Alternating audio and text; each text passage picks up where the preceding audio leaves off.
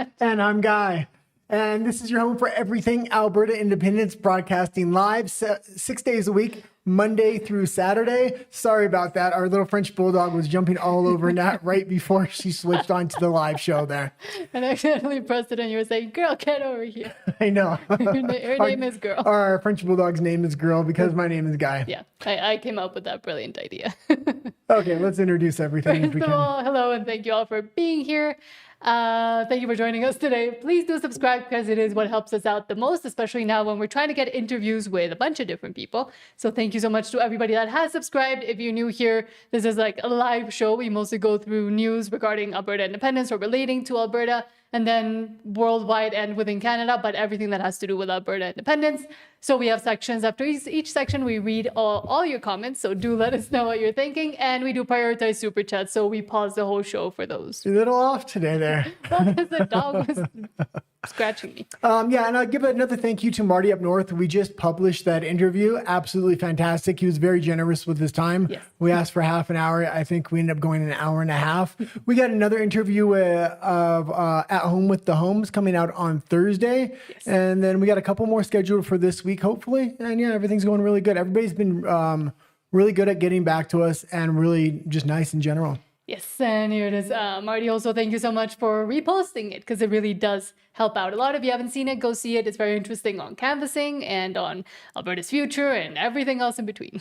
Yeah, I don't know what happened. The day after we did the interview, Marty said, check these guys out. Our X account just blew up. We got like 1,000 subscribers from that. Yes, so once again, thank you so much to Marty. It was very nice of him. Okay, and we do got some major breaking news. At least I thought this was the biggest story of the day. I was going to say hi to people before. Okay, let's say hi to people. Glenn Gunn, hello, Glenn says, hi, Nat and the Guy. Great podcast to look into is the Jason Levine show. Very smart couple from Northern Alberta. Thank you. And we're also always asking all of you if you have any suggestions for people to interview or look into, because we do want to make the network even bigger and bigger and connect with each other. Well, yeah, and I just looked him up when you left that comment before we went on the air. It looks absolutely fantastic. He looks to have a smaller subscriber base as well, which I like because I want to grow channels with small subscriber bases by the summertime so we can really have a full throttled approach on the mainstream media when they try to build their lies and narratives there. And what is it? Rising tide raises all ships? Raises all ships. That concept.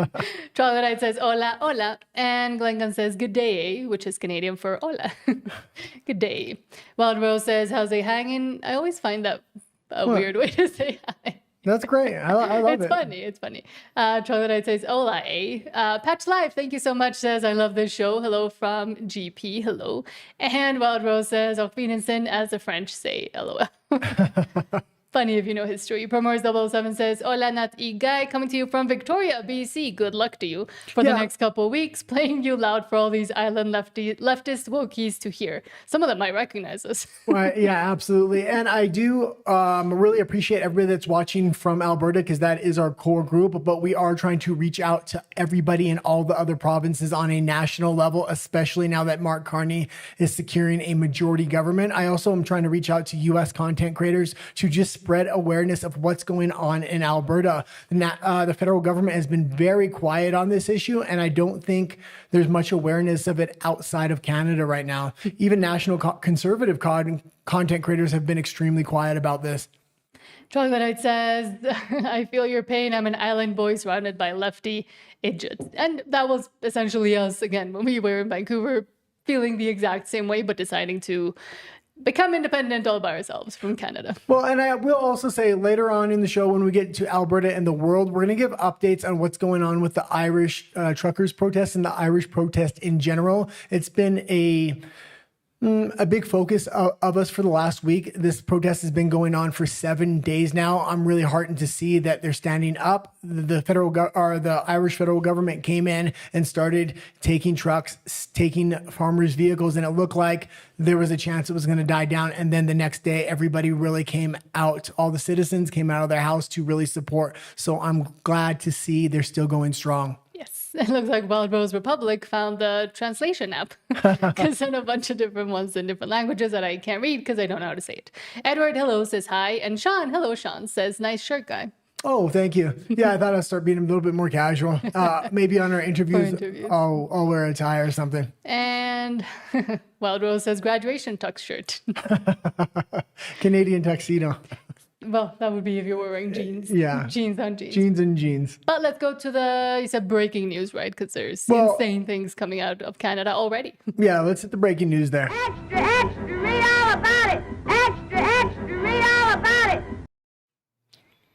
Yeah, and the breaking news coming out of Canada today with Carney possibly getting a majority government here, live while we're on the air, and we're going to try to get updates on that. But I mean, he's guaranteed a majority government at this point. But if he wanted to create one single policy to destroy all of Canada in one foul swoop, I mean, he's already got the policy. Mm-hmm. This is absolutely insane. We cover a lot of this in the United States where they have sanctuary cities, sanctuary states. Mark Carney's talking about making Canada a sanctuary nation. The official record says, quote, Liberals preparing Sanctuary Nation Act to launch after majority win. Trump build a wall. Canada's about to pretend it never needed one. Speak up. I can't hear you very well. Really? Yeah. Okay. In what insiders call the most efficient majority in Canadian history, senior Liberal officials have reportedly finalized draft legislation for the Sanctuary Nation Act, a sweeping border overhaul said to be introduced immediately after securing full control of Parliament. And we're going to keep reading this entire thing because this is jaw-dropping. I knew they wanted to get a population of 100 million into Canada by 2050. This is exactly how you do it. 10 million, you're already feeling it in Canada. I mean, what are you doing here? He's trying to get control of a lot of the natural resources through major land grabs like the 30 by 30 program. Also what's going on in BC. If he's able to federalize and capture a lot of the natural resources, and then he floods the country with a lot of migrants, I think they will go into major natural resource development with underpaid slave labor or close to slave labor. And while this is from a satire website, just to be sure, I mean, this is what he will be able to do with a majority government if which he will get, and I do continue to try to update the website religiously. The results should start coming in now because it is 7 p.m. Eastern, which is 5 p.m. for all of our time zones. So we will continue to update that. But it is an example of the things that they could try to do once he has. Yeah, I seen Jeff Rath posted it as well as Marty up north. So I thought we would talk about it. But if anything like that happens, that would be the end of Canada. Every state that has adopted a sanctuary city or a sanctuary state program has really felt the pain. Mm-hmm. Okay, we can move on now. Okay, I'm trying to figure out where we are. There we go.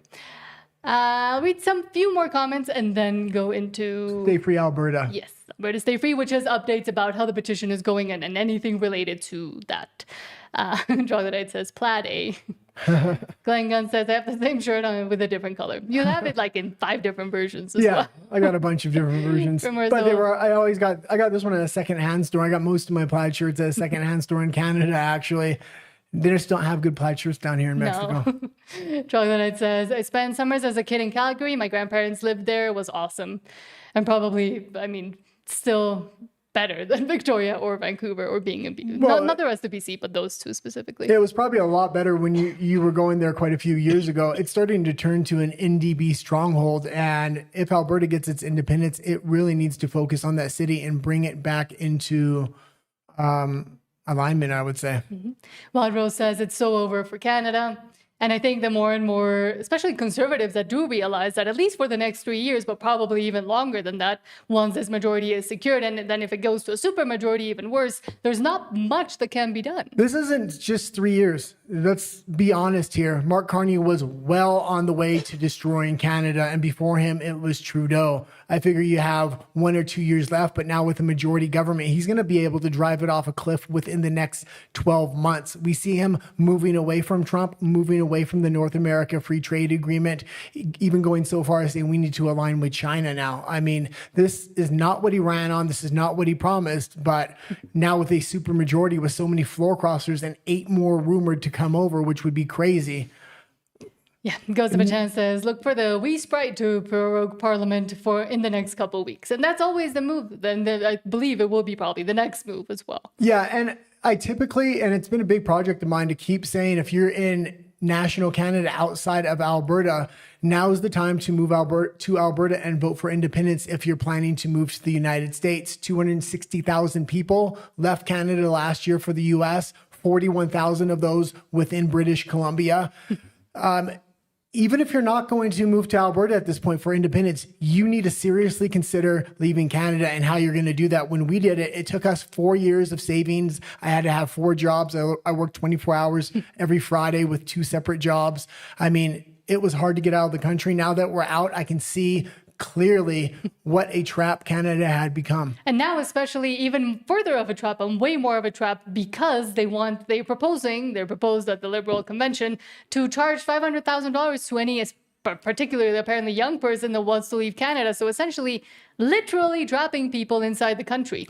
Well, there's talk about them flooding the country with immigration and then charging a toll to get out. These are straight up communist policies. There's no other way to put it. You think you would go slowly into socialism before you try to steer everybody into communism. Carney seems to want to leapfrog socialism and go right to communism. No, the thing is, they're already in the socialism bit. That's the thing. A lot of people don't want to realize it, but you're already in the socialism bit of the slow rolling it into socialism. You've already been rolled. You're already in the socialist country.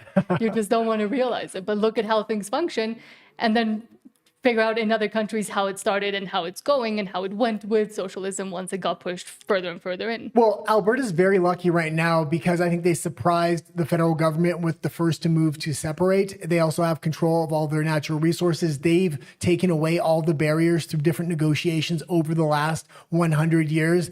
Their journey towards independence is going to be the easiest of any province. And if they get it, now's the time before Carney is able to federalize and capture the natural resources of these individual provinces. But now let's actually talk about how the Alberta Independence Petition and everything to do with it is going. Sweet home Alberta, where the roots run deep and the money trees grow. Starting with, this from John Bolton, whom we really like, says, call to action. The CBC is expected to do a story on the independence movement on Wednesday in Delburn. Chris Scott is speaking. Among others, we want to put on a show. Can you be there, bring flags, and show your enthusiasm? Yeah, and we always start to Stay Free Alberta section with what's going on the ground with different petitioners or different events. Right now, events are becoming very crucial to Alberta independence because of what's happening with this petition and the roadblocks these ideological judges are trying to throw in the way. So if you can come out and support, it's going to be good to see everybody there. But it's also very interesting that the CBC is doing a story on Alberta independence. They're going, apparently, to one of the talks. And it'll be, again, very interesting to see how that story turns out. And I do like John's idea of having more and more people show up and give a good face, I guess, because they will try to, and we've already seen them try to completely manipulate the narrative and just tell that perspective. Well, I would expect them to try to find the most radical in the bunch and take the interviews with them, or do 20 interviews and get the person that's the most fringe out there. Maybe somebody that says the 51st state. Nobody in Alberta wants to be part of the 51st state, or maybe a very, very small fringe. Mm-hmm. Everybody understands Alberta works best as an independent nation, not because the United States is not a good country, but because they're very bipolar. Every 4 or 8 years, you have a chance for somebody like a Biden or a Newsom.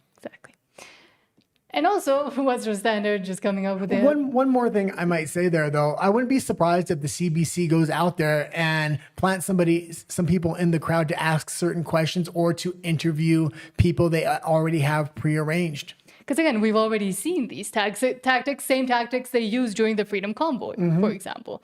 So let's expect the worst, as always, because they've proven to us that they mostly will only do the worst. But the Western Standard differently is saying, why a yes vote, McLeod says, why a yes vote for Alberta independence isn't radical. It's the only fiscally responsible choice left. Yeah, and this is a fantastic argument. Also, when the nationalists talk about Alberta being landlocked, that's absolutely ridiculous. It's already landlocked by your own federal government, and it's not just landlocked in one or two ways. It's so many different regulations and so many different policies. Landlocked by the federal government, landlocked by provincial governments. Really, your only partner that's willing to do business is the one to your south right now. and that's Donald Trump. And the rest of Canada has absolute TDS syndrome when it comes to Trump. So you do business with them, they're going to try to demonize you. They're going to try to demonize Albertans any way they can. They've been doing it for the last 100 years. Alberta has really become the doormat for the federal government in Canada. And that's why there's been an independence movement since 1905. These issues have been coming up. Exactly. And Jeff Rath giving an interesting opinion because we mentioned something similar and we continue to. Jeff Rath says a big part of that job creation is people selling out in Ontario and moving to Alberta with new business because they want to be here for independence. And I keep talking about this, and I already mentioned it once. The Great Migration is on. People from British Columbia, even people from Ontario with conservative values that want to vote for independence and want to use the United States, Mexico, or another country as a safety net in case Alberta independence doesn't go the right way. They would much prefer Alberta. If there was something like this going on when we left quite a few years ago now, 2 years ago, but it took us 4 years leading up to get out of the country, we would have taken that. So exactly. And I do think for a lot of people that are going to be very disappointed or I guess shocked if they haven't seen it coming at this point with the Liberals gaining a majority, the argument becomes stronger and stronger for everybody else that does think similarly within Canada for Alberta independence. People that are willing to relocate to Alberta right now before the independence vote are going to be very independent-minded, very conservative individuals. People that want to move there after the independence vote, you have to be very wary of, because these are going to be a lot of Liberals that are going to see Canada's falling off a cliff. And even though I disagree ideologically, Alberta seems to be the better choice. So be very careful after you take your independence vote with who's let in. Your immigration policies need to be strong ones. Exactly.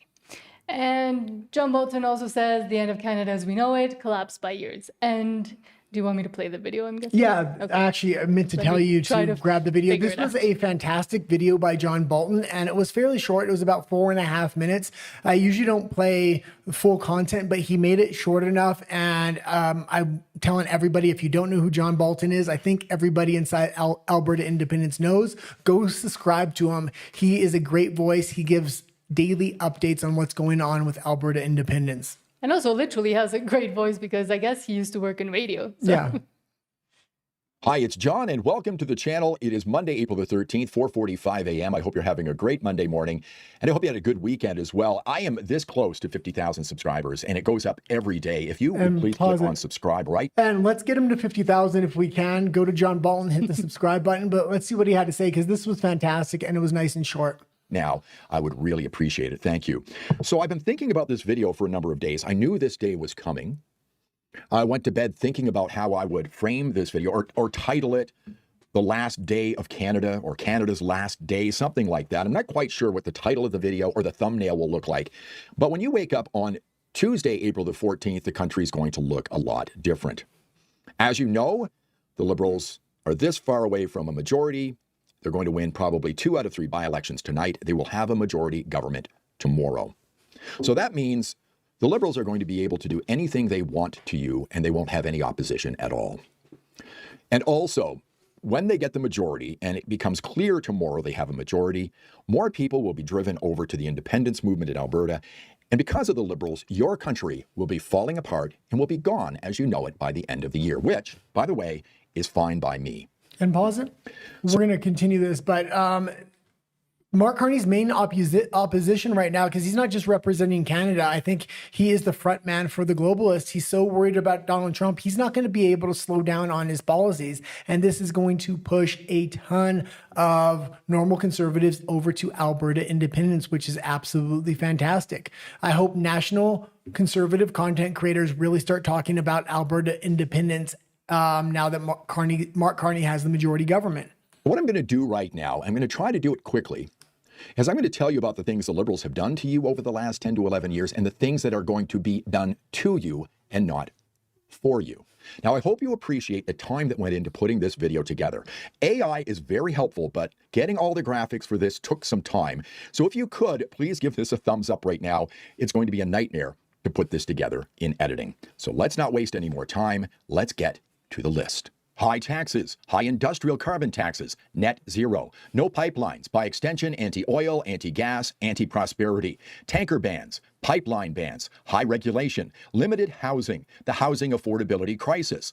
High rent, liberal control of committees, high immigration targets that strain housing and healthcare, inaccessible and inefficient healthcare, asylum claimants better healthcare coverage than Canadians, too many temporary foreign workers, no property rights, limited speech rights including Bill C-63, Bill C-11, Bill C-9, Bill C-2, and Bill C-18. High food costs, the high cost of living, diversity, equity, and inclusion, youth gender experimentation, gender identity policies, big government, high deficits, higher debt, gun grabs and buyback programs, $90 billion choo-choo, high inflation, low wages, worst GDP, catch and release bail reforms, soft on crime, federal overreach, centralized power in Ottawa, censorship, woke ideology, federal funding of media, increased funding of CBC, electric vehicle mandates, clean electricity regulations, tariff troubles, cozying up to communism, China over USA policies,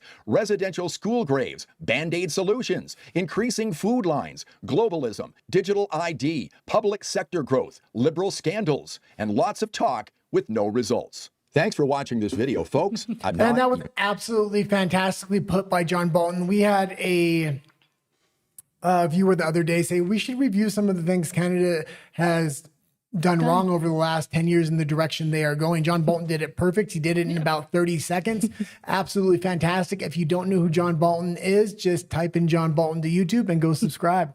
Yes, he's great. But again, all the things he mentioned have already been happening for the past. It's not like magically overnight tomorrow. And yes, I think it feels like that. It feels that way for a lot of people. But all of this is already either in place, already in motion, or planned. And they've been warning for the past. Like they've been saying this is their plan for a very long time now. Even with the China thing and the China connections.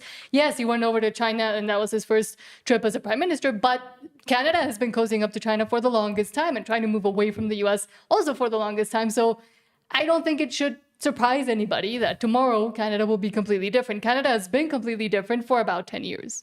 He's been able to get to that point, everything John Bolton outlined with a minority government. It's the hard push to push everything over the cliff, go right into China's arms, go against Donald Trump. That's how he's going to frame it. A lot of TDS. Oh, China's going to help us out. China's going to allow us to remain free.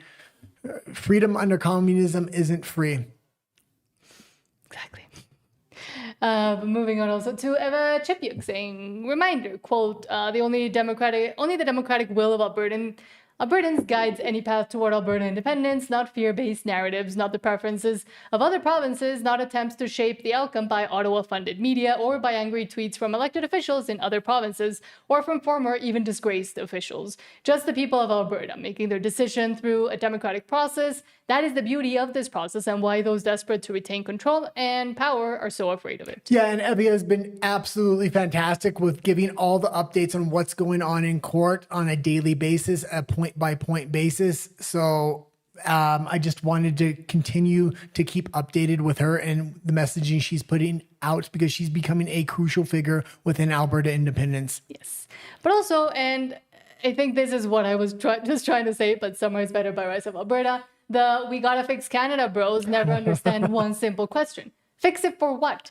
So Alberta can keep subsidizing the rest of Canada by nearly $45 billion a year while staying trapped in a country that never reflects our values. Canada is liberal dominated. It's beyond fixing. And it's been that way for a very long time. And I think Pierre Poilievre, yes, was that spark of hope. The Freedom Convoy was that spark of hope. But the latest spark of hope actually has an actionable thing that can be done by the citizens, for the citizens, to remove themselves from the insane asylum. Listen, you have to walk the walk. You can't just talk the talk. Donald Trump walks the walk. When he says he's going to do something, he really starts to do it. I have to say this as well. As much as I don't like liberal ideology, communist ideology, Mark Carney is walking the walk. He's playing politics better than anybody else. I hate that there's floor crossers. I think it's absolutely corrupt. There should be laws against it. But now he has a majority government and there isn't any fixing Canada because he is going to unfix everything in the vision that he wants. Alberta independence is the only way forward at this point. It's time for Alberta to take the gloves off and start winning at any cost necessary.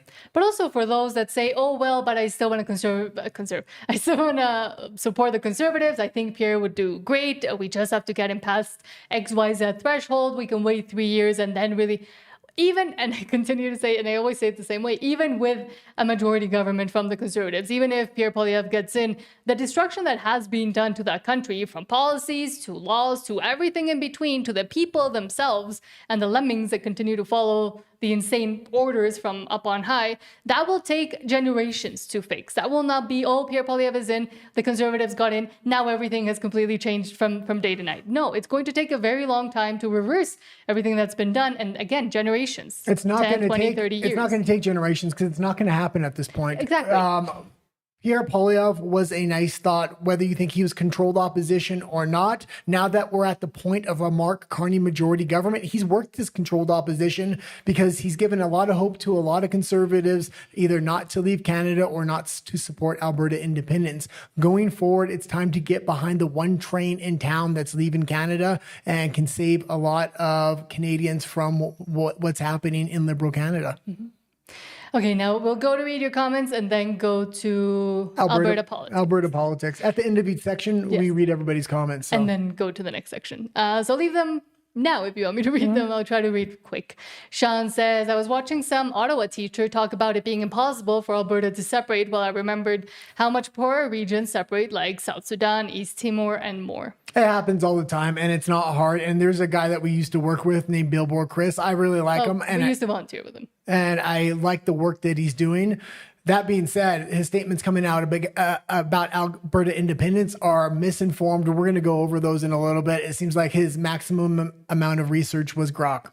And that's the thing. And I think for a lot of national Conservatives, even those in the public eye or that are content creators or influencers or whatever they call themselves, that is I think they are right now thinking going against it is what's going to be best and look best instead of supporting it and supporting a place that could actually further what they've been trying to do. I mean, for Chris, it's been years, it's been 6-7 years he's been trying and working at this. And I think it's a very valuable cause and I continue to support him in that. But I do think more people, and maybe, I mean, we could work on it, but need to be informed nationally in Canada about what it really means and how real the possibility is, because they speak without even having watched Keith Wilson or other lawyers' opinions, or what's actually happened historically, or what the policies and laws that have been implemented within the Constitution of Canada itself for separation after the fear of Quebec separating. Well, Billboard Chris was at the convention for the Conservatives, and they basically laughed in his face when he was talking about some of the policies he wanted to bring in, which are common sense conservative policies, or at least you would think that. Mm-hmm.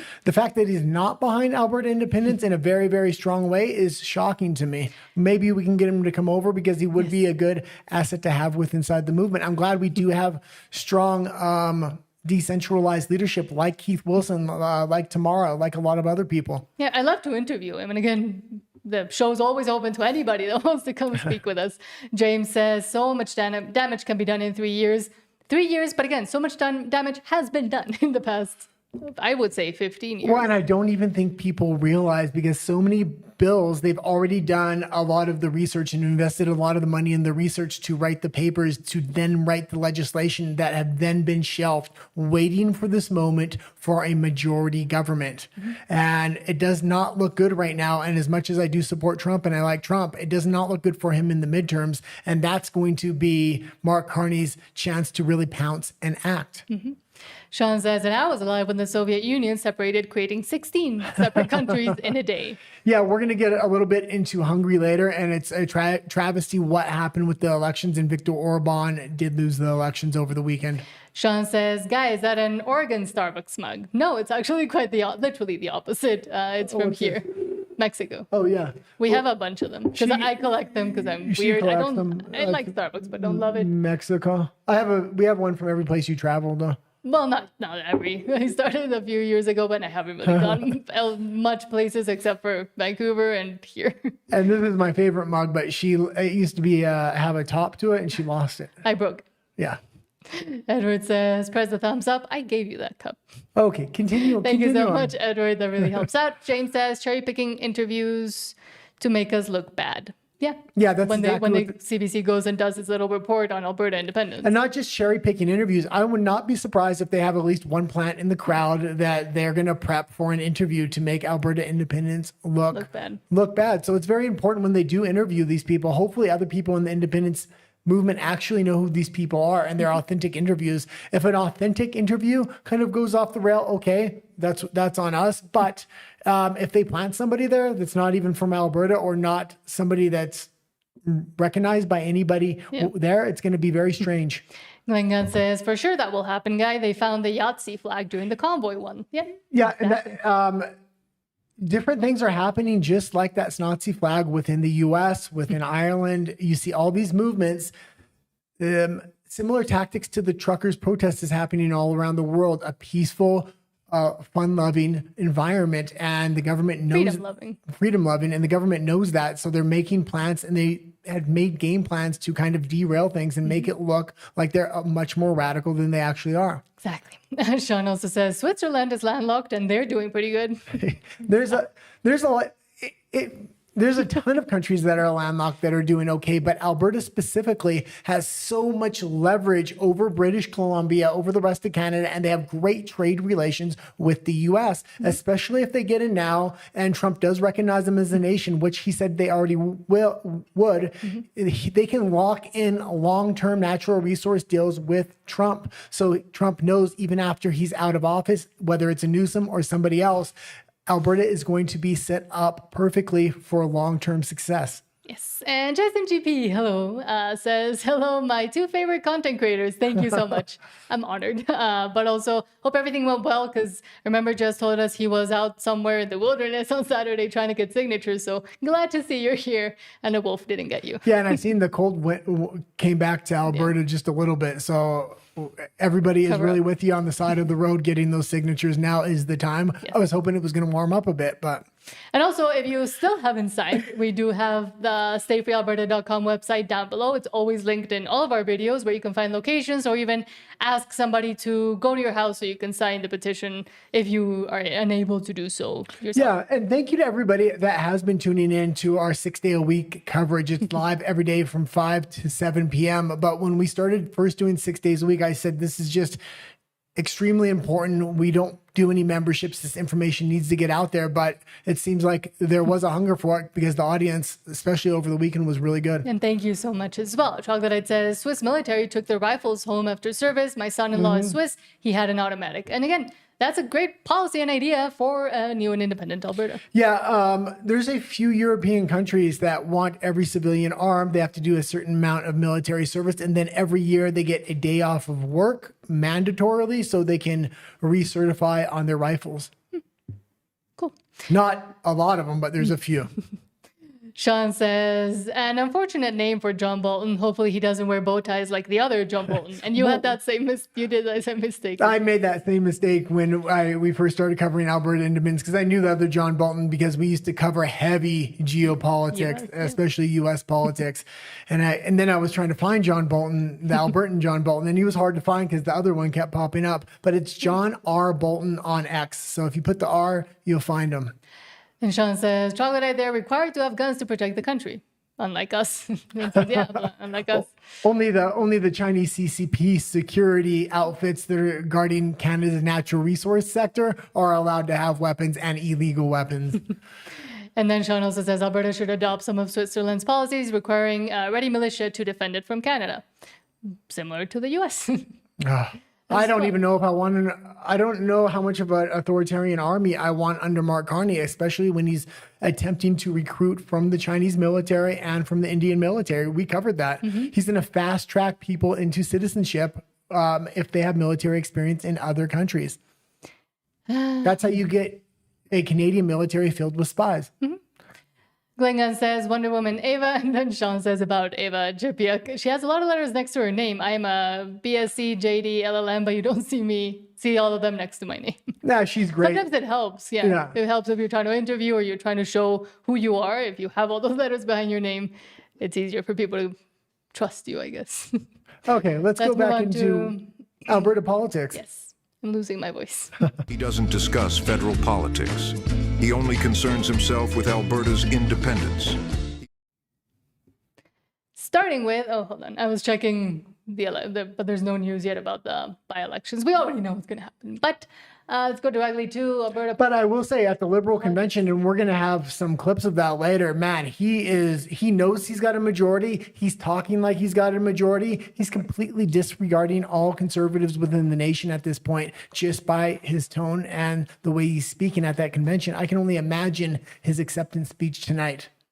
Free Alberta says, quote, "Pay attention, Alberta. The largest O'Leary-funded AI center is to be built by my hometown using our river water. They swear it's a small amount." Yes. Yeah, and go. I just kind of wanted the headline here because I wanted to talk about this. Leave it up there, though. This is very, very important and crucial. We don't want them using river water. They're going to need to make some kind of containment for water, and then they use it and recycle it within the facility. I don't want them using water directly out of the river. That being said, we did profile, because I don't like data centers in general, but we did profile data centers in Texas buying massive amounts of natural gas. We're talking billions of dollars in order to power these data centers. If you can have a customer that's going to buy billions of dollars of oil or natural gas within Alberta and not have to ship it out into the United States or to the coast, that is something you're going to really want to look at. Putting these in very remote locations and making sure it's not using river water is going to be crucial, though. So you don't want me to play it? You can play it. I just assumed it was the board meeting. Mr. Hollingsworth, I know that you had your hand up to talk. Hello, my name is Will Hollingsworth. I work at Reed Memorial Library, and thank you all for hearing me today. I'm not a cynic when it comes to technology. My love for it started when my uncle first sat me down at a beige Windows 95 computer and began teaching me HTML.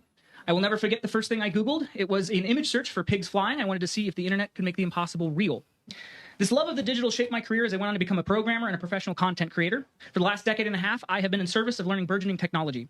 In my last job, I was the digital artist they trusted to do that kind of work. I was the one feeding Mid-Journey prompts to create the perfect commercial, training the very machine that would eventually replace me, as 3 months later, they would lay me off.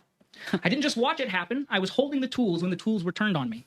I want to stress, I don't stand here as an enemy of progress. The thing is, when I look at the data center proposal, I don't see progress. I see a gamble where the big tech companies get the gold while Portage County foots the bill. Now, I know there are good faith arguments for this project. There are people in our community, informed, honest people, who will tell you that the modern data centers use... And this isn't ambiguous, but it is, I think, the sentiment of a lot of people, especially that live out in the country and rurally, as a lot of Albertans do, that there has to be a very careful balance between natural resources that are there and that people use versus the benefits that could come in, and especially that could come in a place where they could sell a lot of especially in Alberta, it has a big benefit, because if you are going to use natural gas and oil to power the data center and you're going to buy it in the billions of dollars, it could be a huge benefit. It needs to be extremely remote, not by any houses, and it shouldn't use river water. There should be a lot of regulations on these, not regulations that are going to make them not want to do business, but just to make sure everybody around there is going to be protected. And hopefully there's nobody around. That's the exact kind of locations you want to be having these things in. But especially within and when Alberta becomes independent, there will be a lot better say as to how these things could be managed and done, rather than coming essentially up on high from the federal government, imposing what they want. Well, Trump's running full-fledged into this, and I think it's almost under-regulated in the States. Canada's going to have over-regulation. There needs to be a nice balance there. Yeah. A common sense balance, which we don't see often. Speaking of no common sense, at least on the one topic, Marty up north says, replying to Billboard Chris, saying Alberta can simply vote to leave Canada and take the oil with them. That's all you need. The rest is just nonsense and incorrect. Because Billboard, do you want me to go into it? We can stop. We got a super chat there. And we always stop the show if we do get a super chat, and we really do appreciate it. Thank you. Chocolate, I thank you so much for the $20 super chat. That's huge. Thank you. Really appreciate your show and the effort you put in. Thank you so much. And also really appreciate all of you for watching, and all of the canvassers and anybody that's here that supports freedom and Alberta independence and understands that we are at a crucial moment, when one of the few crucial moments when there can still be a decision made to turn towards freedom rather than continue under what we are, or what Canada is. Well, not even continue under what it is. It's just got 10 times worse today. Today is the day. Today is the turning point for national conservatives to get behind Alberta independence. I mean, I'm still watching national conservatives talk about the polling. They're messing with the polling. Who cares Who cares about if they're if they're messing messing with with the the polling? For the next 3 years, you're under a tyrant. Oh, we got another super chat there. You can read that one real quick. Sean, thank you so much for the 199. Says, I got an Oregon mug that looks like that one guy. Oh, fantastic. And yeah, thank you to everybody that is watching from the States, Yes. whether it's Sean or Steve Safaro, that we have a lot of supporters from the U.S. that are supporting Alberta independence. Yes. Not to become the 51st state, but to stand on its own 2 feet and become a real conservative nation. For the last 93 years, you voted conservative. That's going to really benefit you when you become your own nation. Exactly. And that is why we, and to Troglodyte's point, that is why we put so much effort into it, because we already kind of went through our own separation, breakup, independence from Canada, and we saw the benefits. And then even from outside, we saw how crazier and crazier Canada continues to get, which we thought was almost impossible. But now it is at an existential, crucial level, I think, for everybody. When we were preparing to leave, and it took 4 years, now we've been out of the country for 2, but when we were preparing to leave, I was like, I don't know if we have enough time. This country's falling apart. I'm surprised it's still standing at this point, but now with the majority government, I think that is what they needed to really push this thing over the cliff. Exactly. And it was just for me when we left, it was just that they were stepping over every single red line as an individual that I said I had. Whether it was bodily autonomy or freedom of movement. I mean, I can go on and on and on about that. Okay, let's go into the next story if we can. Trying to find if there's any by-elections news, but not yet. I mean, we already know what the news is. That's all right. We'll just wait to the end of the YouTube section before we go to RUMBLE. But especially furthering on the point that we were just saying and that you were just saying, do you want me to go into his tweet and what Billboard Chris said? First of all, yeah, but leave it here for a second. I completely agree with Marty up north on this, and we personally know Billboard Chris. We've worked with him in the past. He is a great guy, and what he's doing for the subject matter he's on is crucially important. But there is a lack of research going into this. Literally, he says, well, I asked Grok, and Grok said this. Grok said Alberta independence has a 0% chance. Yeah, you don't know what's going on the ground. This movement has legs like no other independence movement globally right now. And there are actually dozens of independence movements. The problem is none of them really have a hope except Alberta independence and maybe Saskatchewan. But let's go into Chris's. But exactly. And again, I do commend, I volunteered and worked with him and helped him out in a bunch of ways when he was first starting out. And I thought that was what he was doing was such a valiant effort, especially as the topic of essentially child mutilation was getting bigger and bigger. But why do you keep tapping the table? Well, I'm trying to say who Billboard Chris is in case somebody doesn't know who he is. So Billboard Chris said over the weekend, for everyone who thinks Alberta can simply vote to leave Canada and take the oil with them, it doesn't work like that. A referendum does not automatically achieve independence under Canadian constitutional law, informed by the Supreme Court of Canada's 1998 reference regarding secession of Quebec and the federal. Okay, and let's pause it here for a second. Actually, it does mean that if the Canadian government doesn't want to go into good faith negotiations, if they don't go into good faith negotiations, there is a unilateral declaration of independence declared by Alberta. Donald Trump said he would already recognize that. The Shield of Americas that are backing Trump right now, dozens of countries will also back Alberta independence, and that's all it takes. Mm-hmm. Now, and I kind of don't want to go through it because it is all basically wrong. You can leave it there, but he did put out another post because I think he got a lot of heat from this post saying, well, I do think Alberta would be best if it did get its independence, but it's going to take a long time for negotiations, blah, blah, blah. And he literally says in that second post, Grok says, and it's like, you're going to have to do more than AI delusional research. But it was good to see that a lot of other content creators and people did reply. I don't think we personally replied, but maybe we will. PJ the Bell, for example, says, or enter international recognition after a declaration of independence. Kind of forgot a very important concept there, Chris.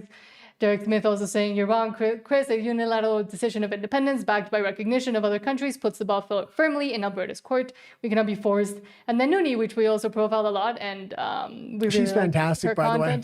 Says you have to do more reading to do about Alberta independence. Yeah. Of Alberta also just saying. Well, and it's shocking he doesn't do more research because he's so researched on his topic. You figure when he talks about other things, he would be a little bit more researched, especially something that's so close to home. He's in BC. This is the neighboring province.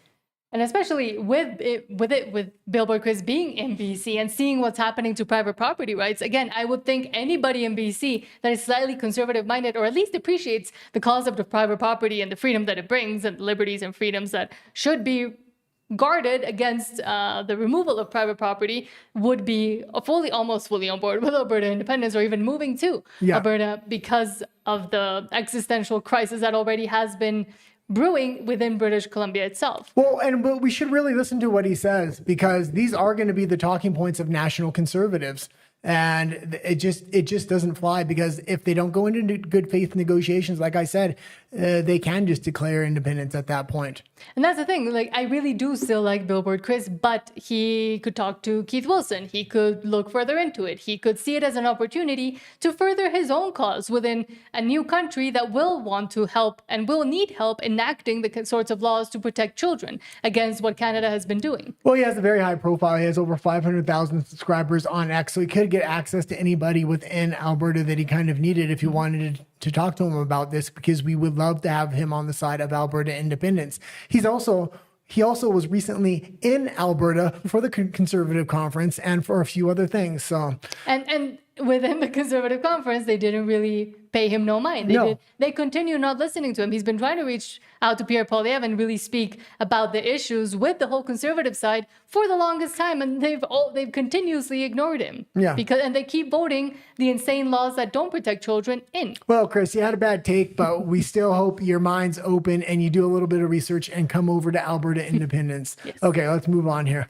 Someone else that really needs to do research, not Marty, but Calgary God. Mayor Jeremy Farkas says, quote, came out with some pretty strong words against Alberta independence and in favor of immigration. Well, when I listen to his speech, I actually hear the opposite. He gives great reasons for independence, as they usually do when they try to go against it. It's just more and more reasons to become independent. And we talked a little bit about this on the last show, but I was able to find the clip, so I wanted everybody to hear it in his own words so they know to vote against him. True that those frustrations are real. They are deeply felt, and they cannot be dismissed.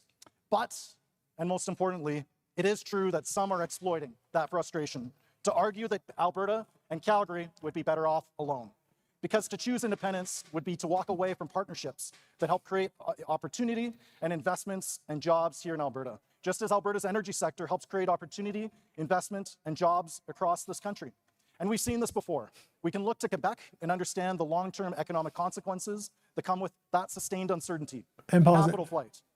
And this is the main talking point every nationalist brings up. Look at what happened to Quebec when they tried to separate. Business fled. Yeah, business fled because it was the banking sector, and it was a lot of sectors that could do business in Ottawa instead. The sectors that are headquarters within Alberta are natural resource sectors, and they have to stay in Alberta for that reason, whether they're part of Canada or they're independent. If they're independent, you're going to see a lot more money flood into Alberta. Right now, it's the federal government really holding back jobs in Alberta, and the federal government would say, how are we holding back jobs? You're doing the best in Canada.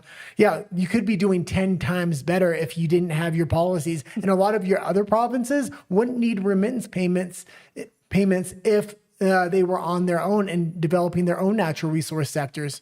Weakened investor confidence and years of instability. Those are very real risks, and we would be foolish to ignore them. But beyond that, independence would mean turning our backs on the very partnerships that have helped make Alberta such a success. But they also raise an important question for us, for all of us here in this room today. What kind of country do we want to be? What kind of city are we? Do we retreat from one another, or do we rebuild a stronger federation together? Because Canada works best when every region sees itself reflected in the success of the whole country. And Alberta and Calgary have always been central to that success. Our energy sector helped power Canada's prosperity for generations. Our entrepreneurs help build one of the strongest economies in the world. And today, as we're about to hear more, our city continues to grow, to innovate, and to lead. Because Calgary is one of the fastest growing cities in North America. People are coming here from across Canada and around the world. You can stop it there. They're coming there for independence and to vote for independence. And they're successful, no thanks to the federal government, but because of their own hard work and pulling up their own bootstraps and getting in the mud. It's Albertans that are getting in the mud, getting the oil, getting the natural resources out of the ground. And it's the federal government taking half of that money, or a big, big portion of that money. Mm-hmm. Oh, we have another. Oh, wow. We have another super chat. JV Alberta first. Thank you so much. Thank you for being here too. Says any stalling of the Any stalling of the process at any stage by federal government or federal courts could be considered acting in bad faith. Depends on your point of view. Unilateral declaration would then happen. We're not asking. And shouldn't be asking. Well, and I seen somebody else's analysis, a gentleman from Victoria, and we've profiled them quite a few times on here, but he was talking about Alberta independence versus Quebec independence. And he said, Alberta is the kind of guy that you just walk out the door. They're not going to second guess it. Quebec's kind of been leading up to it for years, meaning they had their separatist movement. But I will say he did have some good analysis, and he was talking about Quebec's economy behind the scenes and what they did after that first vote. And they internalized a lot of it. I also didn't know remittance payments from Alberta to Quebec or from the federal government to Quebec is 7% of their economy. They have a far stronger economy than I actually thought. And I think they've actually been preparing for separation since 1995. So, and that's part of the reason they don't want to access their natural resources and they want remittance payments. I don't agree with it at all. You're building a welfare state. That being said, they're going to be ready to access them once they separate. Mm-hmm. Thank you so much, JP. Alberta Yeah, thank you. And thank you for all your support throughout because you've been really kind. So thank you so much. Okay, let's keep He going also here. looked like he was in a movie, one of those fake movie set labs where like an evil person is. There's a major problem the with cars. Calgary with the foothold the NDP has, and it needs to stop. Like, you really need to focus on that city once you get your independence. There has been quite a lot of people talking about the failure of Canada and the downfall of Canada and what's actually going on in Canada and Mark Carney for quite a long time. Canada says, quote, one of the smartest men in Canada warned us about Carney. The new prime minister will be everything Trudeau was, but worse. I even made a video in Spanish warning people about Carney before he got in, when he first got announced. With Mark Carney getting a majority government today, this becomes even more crucial. I know he put the statement out a little while ago, but the words ring so true. Carney, to put it bluntly, is not a man like Justin Trudeau, a second-rater, under the mere influence of the World Economic Forum, that Malthusian fear-mongering cabal of authoritarian elitists, drunk on the fumes of their own self-righteous delusions. He is, by contrast, a veritable leader of that movement, an organizer par excellence of ESG, stakeholder capitalism, diversity, equity, and inclusiveness, and degrowth. Out with the old, the Liberals claim, and in with the new. But the new will be everything Trudeau so terribly was, but a lot more efficiently and with much more sophisticated rationalization. Carney, to put it bluntly, is not a man like Yeah, and I really hope, I know Jordan Peterson has had his own personal struggles over the last few years. I hope he can get healthy again and he does stick his head out for Alberta independence. He's definitely on board with it. He has a history inside of Alberta, so it would be absolutely fantastic if he can get healthy and kind of speak up on Alberta's behalf. And again, the whole Carney has been one of those architects of the globalist plans that have been either put into motion or that they continue to try to push through both legislation and force. That point should be further and further spread out to more and more people to know that when even Trudeau was in, he was in the behind in the back room being one of the puppet string masters. Well, that's why I put Carney on the thumbnail today doing the puppet strings, because he was Trudeau's puppet master, but now he's in power. He's flipping off all of Canada and he's doing it with a smile. That's why I had him in the background on the thumbnail there. And he was that one that had to step up as more and more of the world started turning against those plans. I mean, we are seeing here in Latin America, and there's elections in Peru as well today. I'm waiting for the results for that as well. More and more countries are trying to turn away from it. Well, they had a bunch of brain dead puppets running a lot of these countries, whether it's the UK, whether it's Germany. I mean, you name it. Trudeau was just another one of them.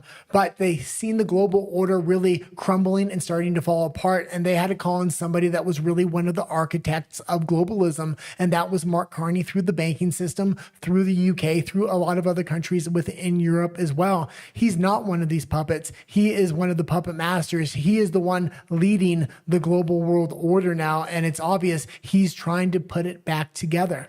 And he literally, both in his Davos speech and in his Liberal convention speech, multiple ones, they've said, both him and his wife, that they are the ones that want to design the new world order. Yeah. So they continue down with that way of thinking. It's not going away. Brian Lilly also says Mark Carney will head to bed tonight knowing he has a majority, and Pierre Poilievre will feel increasing pressure as his position weakens. The man pushing all of this during the Canadian political waters and shaping our future doesn't even live here. Yeah, He lives in all their heads.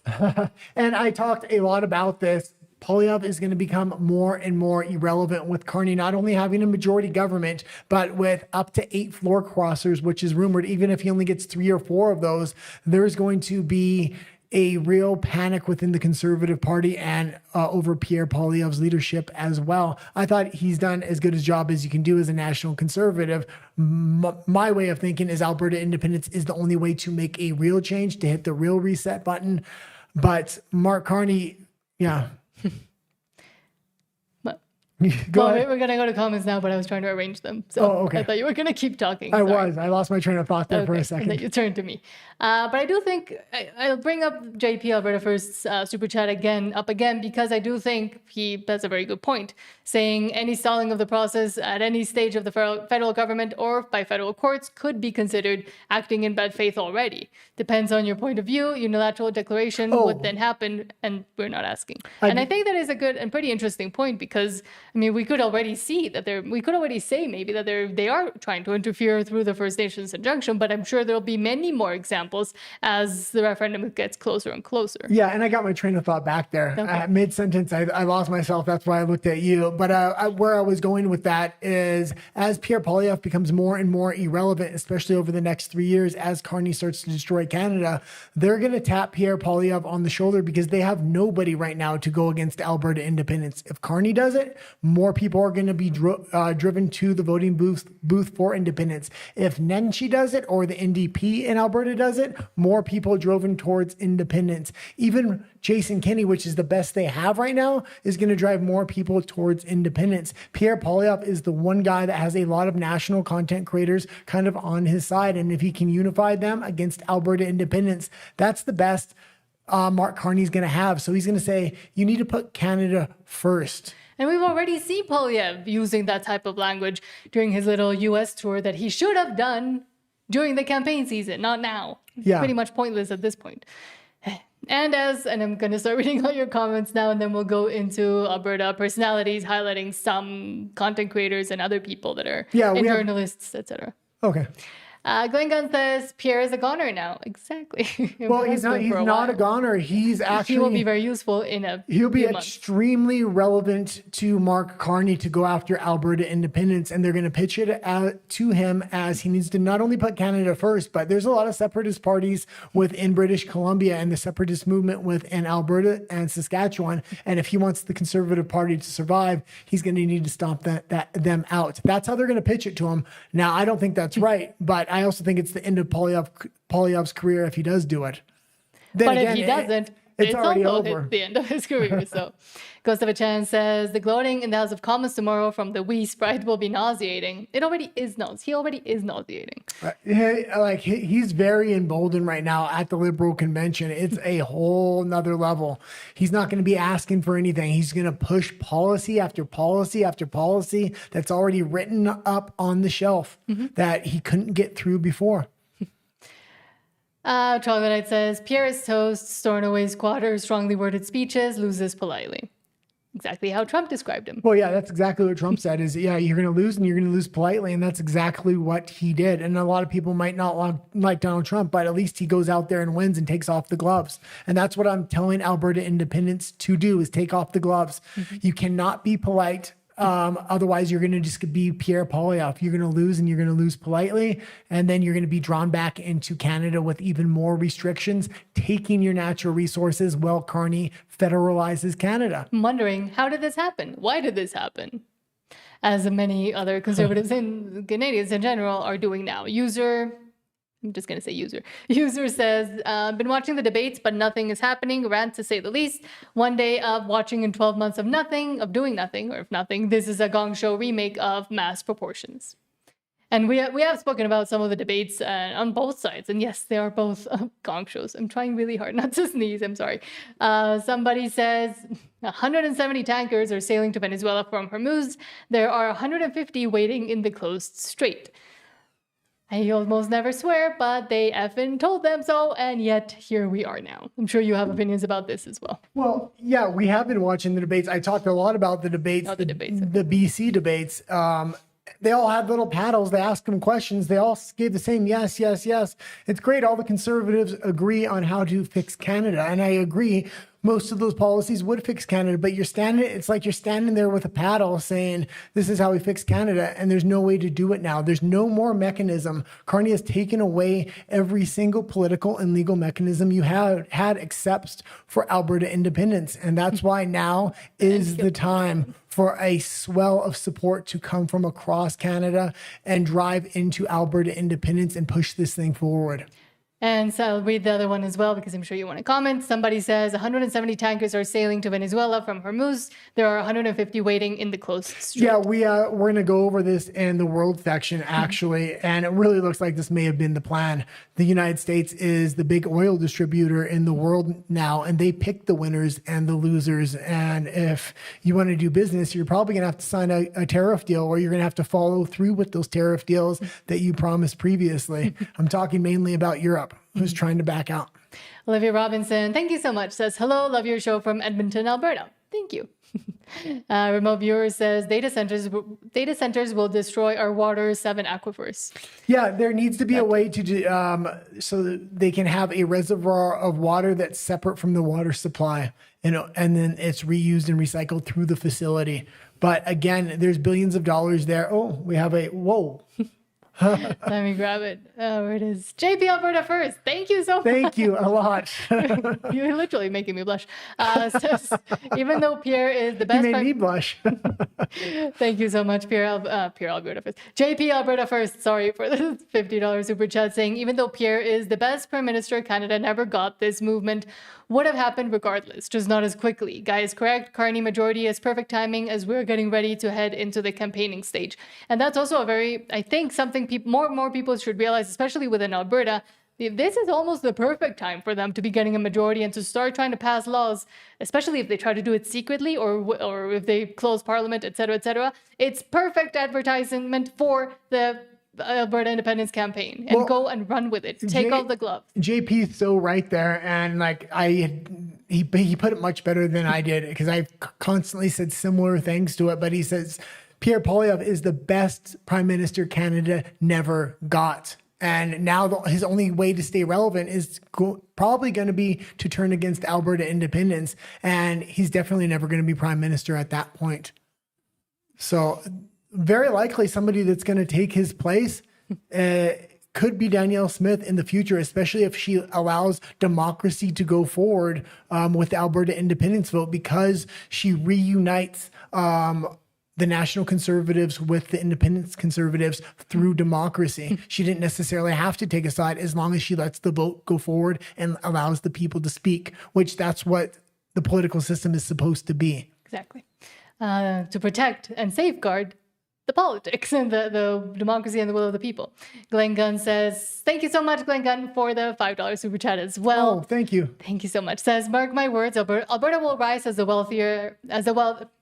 Alberta will rise as the weather improves. I see it from the ground. Love your passion, you too. No Bigfoot comments tonight, Guy.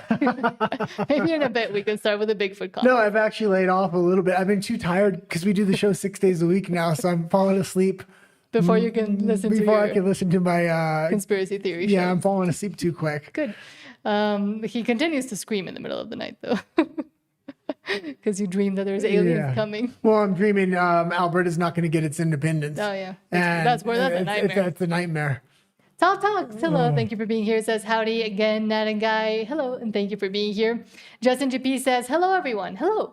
Says, I'm still in the bush collecting signatures right near the proposed O'Leary data center, Husky Road, south of Grand Prairie. Yeah, and I'm gonna... Thank you. And I'm going to say this. Yeah, thank you for being out there, especially in such a remote location. Yes. Again, I said it last show. It's important to go to those remote locations, because as you start the conversation and people sign the petition, it really spreads like wildfire within these small communities. Exactly. Sorry, I'm replying to someone. And I would say just take a long, hard look at data centers, because if Alberta becomes somehow landlocked, well, it has to negotiate to become unlandlocked with British Columbia and negotiate for long-term resource deals with the United States. Data centers can bring a lot of money in with the oil and natural gas that's available within the province without having to export it. But there needs to be some kind of regulations on how they use the water. Exactly. Okay. Sean says the data centers need the river water and lots of electrical power, unfortunately. Yeah, but that's the thing. And specifically in Texas, they're starting to use a lot of natural gas to power the data centers, and they're making them buy it, which is good for the Texas economy. The river water, this is why I'm saying possibly build a reservoir. Think about a way around it that's not going to harm the environment massively. Taking it straight out of the river, I don't like that idea because they might dump it right back in the river. Glengon says the water they may use will be from the harsh muskeg that's around Grand Prairie. The fiber optic cables are already there. As long as the natural gas, then I guess it continued, but I can't find the rest. But okay. yeah. Justin GP says, I wonder if Billboard Chris got a payday from someone to speak against it. Well, it was interesting. He spoke against it at all, I would say. Yeah, and I was really thinking about this, and I don't want to speak ill of him, but he's in a very prominent position. He's one of the most prominent, I would say, activist Canadians right now. He's got over 500,000 subscribers on X. His voice is heard on an international stage, and he has a lot of connections in the States. He has to be looking at politics at this point, and I would probably guess the Conservative Party may be trying to recruit him at some point. But they also didn't listen to him. Yeah, but there's also a lot of backlash So because they didn't listen to him. Maybe. So maybe running in a riding in BC. But this is all conjecture. Yeah, we have no idea. Just conjecture. Sean but says, it was very odd that he did speak out against it in the way he did. At this point as well. Sean says Billboard Chris is a good dude, and I concur. He really got assaulted here in Oregon a few years back by the crazies. Also in Montreal, they broke his arm. He actually texted me a picture because that's when I was helping him out that long ago, when he got assaulted in Montreal by Antifa, and they broke his arm with traffic cone. And I remember he texted me a photo from the hospital saying, oh, I'm in the hospital. Yeah. Can you try and help me contact people to get my story out there? And I emailed a bunch of different people trying to get them to pick up the story. But unfortunately, both in the US and in Canada, nobody really wanted or looked at the message. Yeah, and because he was doing so much on the ground activism and things like that, it was really hard because we wanted to do a show like this with him on a regular basis. But it was just too hard to schedule everything on a regular continuing basis, not just one show here or one show there. Exactly. Tal says, share your stream to X again. And that also has been really helping a lot. Thank you so much, Tal. And anybody else that wants to share it, it does help bring more people in. Yeah. And subscribers are the thing that helps this channel the most. I'm noticing as we get a few more subscribers every day, it's really helping our reach. Thank you so much as well to everybody that has subscribed. James B says, more people need to research what unilateral secession means for us. Yeah. Yes.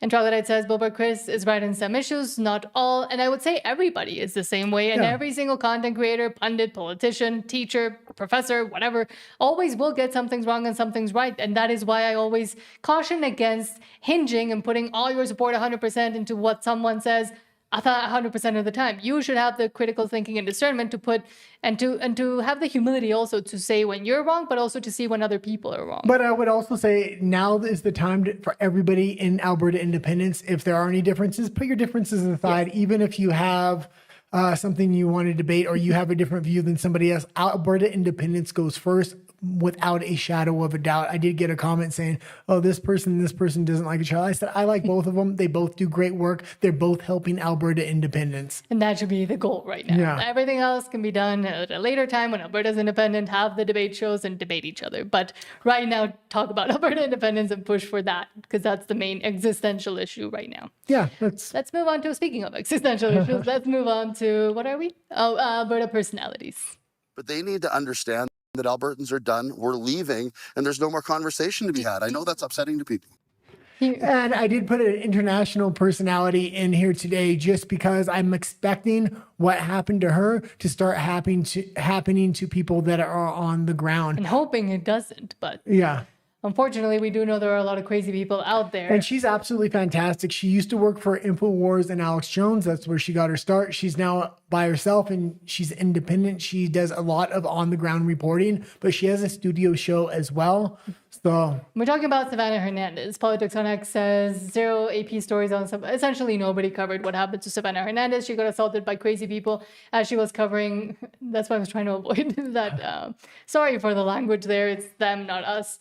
And on my board, I have like 80 different people I'm trying to contact. We do about 5 a day to get different interviews and schedule that. She is one of the American content creators. I'm hoping we can reach out and maybe inform her a little bit about Alberta independence. So she'll continue to talk about it on an ongoing basis. Yeah, so she was at a Minneapolis anti-ICE riot, of course, and this happened. And there's no sound for it, so And yes, those are adult toys. That's what they've been using lately. And that could have went really bad if that fence wasn't there. Or if she had gone skin on that fence and gone through.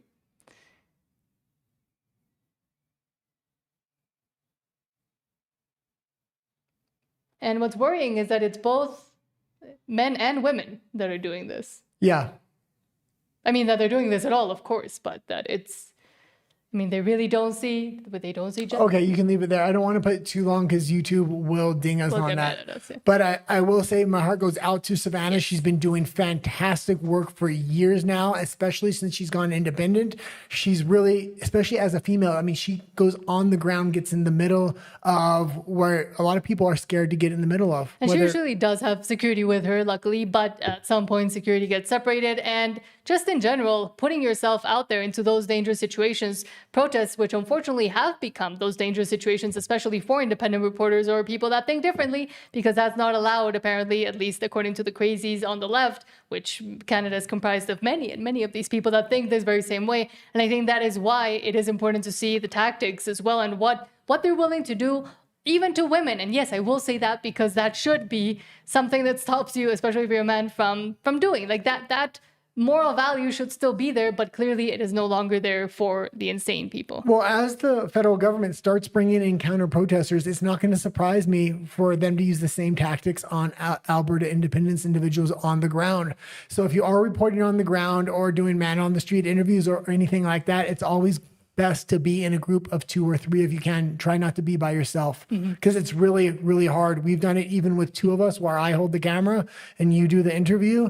And it's really hard to have presence and awareness of what's going on around you when I'm trying to operate the camera and then you're trying to do the interview. And I will also say, especially for canvassers and female canvassers, I know there's not that much more time left, but I do hope people keep canvassing.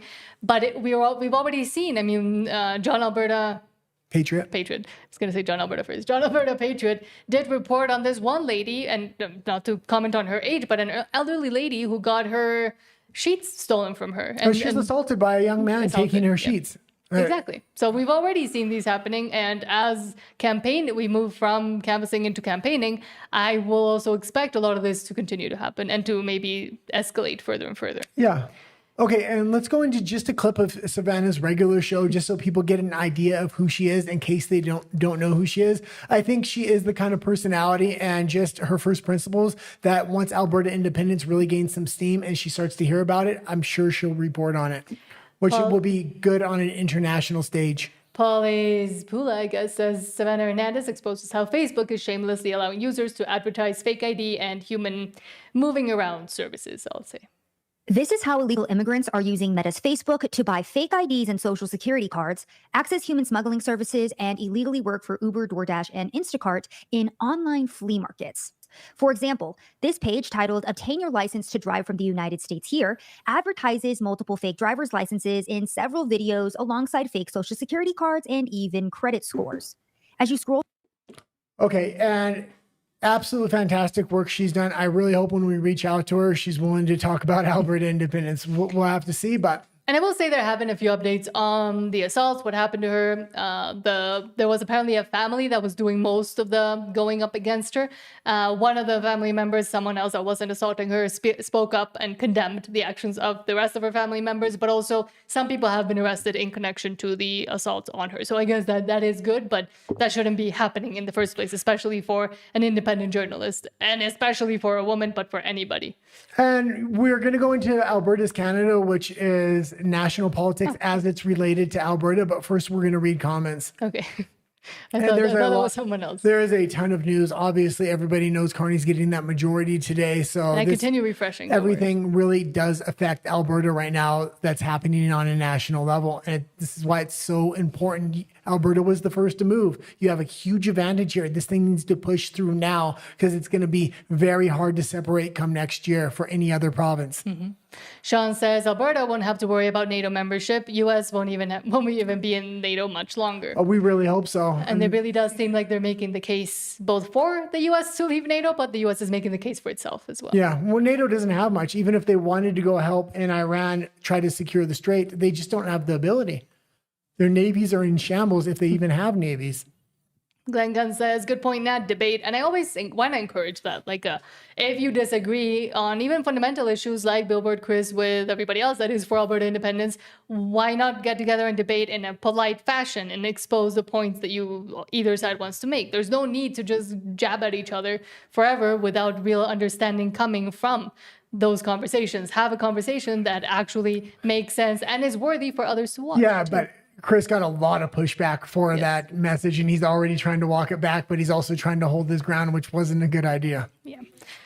Emma Elias, hello, says, my nephew pontificates that Canada will not let Alberta be independent, coming from a mind that soaks in mainstream media. Yeah, this is, and I don't mean to get on your nephew. Yes. But this is the sentiment coming from a lot of youth. They've been broken. Mm-hmm. They just don't believe in not only themselves, but the ability for a group of like-minded individuals to rise up and make a real change, a real difference, and take control of their future.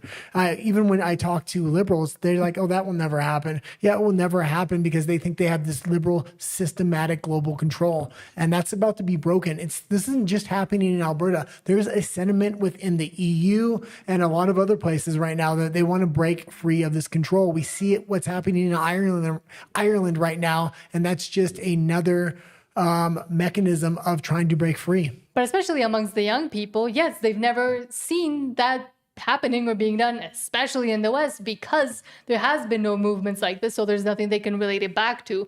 And yet they have been trained to believe everything they're told. Not all of them, but some of them that they have been told by adults in the mainstream media. Justin GP says, oh, and any publicity is good publicity. People can see through these politicians' platitudes and brings more to independence. Yeah, and I agree with that. And that's why these censorship bills are something to be concerned about, because any publicity is good publicity, except when they completely shut down the conversation through censorship. And that's why it's important to reach out to independent content creators within the United States and on an international level. So when that censorship comes in, the word can still get out.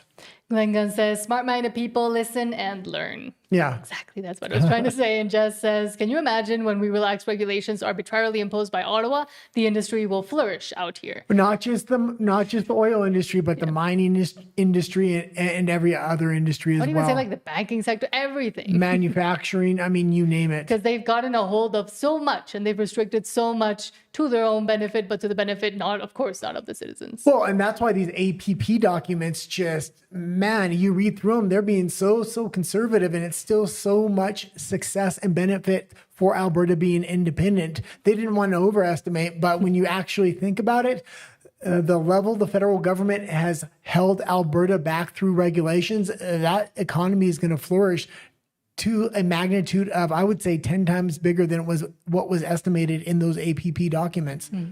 Glenn Gunn says, Quebec got great deals from Ottawa so the Libs can keep the vote, and it costs Albertans $13 billion a year. Yeah. James says, the mayor reminds me of EB. And he's bad, but EB is literally the worst. What he's doing with private property rights within British Columbia, and he was the first to go even before the 30 by 30 program from the federal government. I mean, EB needs to be recalled now, and he's starting to back down. We're going to go over that tomorrow, but... Edward says, there were a lot of people saying Farkas is a fake conservative. I voted for Sonia Sharp. I mean, I guess now we see the results. Troglodyte says, been voting conservative since Mulroney. Have watched the cons gradually slide left. I cannot vote for them any longer. Like, the entire political system in Canada is rigged. And the thing is, you've seen the Liberals drive us off or closer and closer to this cliff for the last 10 years. Carney's going to be the one that pushes us over. But the last time we had a conservative government in Canada, things were going very good. We were on par, if not better than the United States for wages and everything else. And it's interesting because I think I myself, with my own very eyes, have a very good case for how I witnessed how Canada become, because I got to Canada in 2011 under Stephen Harper, not that he was great, but as Trudeau came in and as year by year went by, I saw the destruction slowly then quickly of everything that I thought Canada was. The reasons why I wanted to be there turned into reasons that I didn't want to be there anymore, and that I was worried that I was still there and I wanted to leave, and then we did. Well, I was born in Canada and I was raised there until I was like 13, 14. When my mother died, then I moved to the United States for quite a while, 15 years, something like that, before I moved back. And when I moved back, I thought, oh, this country is, because I moved back to Canada around the same time you moved there. And I said, oh, this country is freaking great. Things were booming and everything else. And then year by year, Trudeau just drove it closer and closer to that cliff. So yeah, we got to see it in slow and then fast motion. Yeah. James says, who cares? They're all uniparty anyways. Yeah, Alberta independence. And that's what people are starting to realize. And even if, let's say Pierre Poilievre wasn't uniparty, he had that, what would you call it? I don't know. Impact. He had that impact on the population of what a uniparty candidate would have done, which is make you believe there's going to be change when really the exact opposite happened. Power was consolidated around Mark Carney. So whether he was or wasn't a uniparty candidate, he had that impact on the population that a uniparty candidate does. Because now there's no way to change Canada. Carney's got that majority government on lock, and he's growing it with the amount of floor crossers that's rumored to come over. Edward says there's a lot of provincial NDP in Calgary. Not sure why.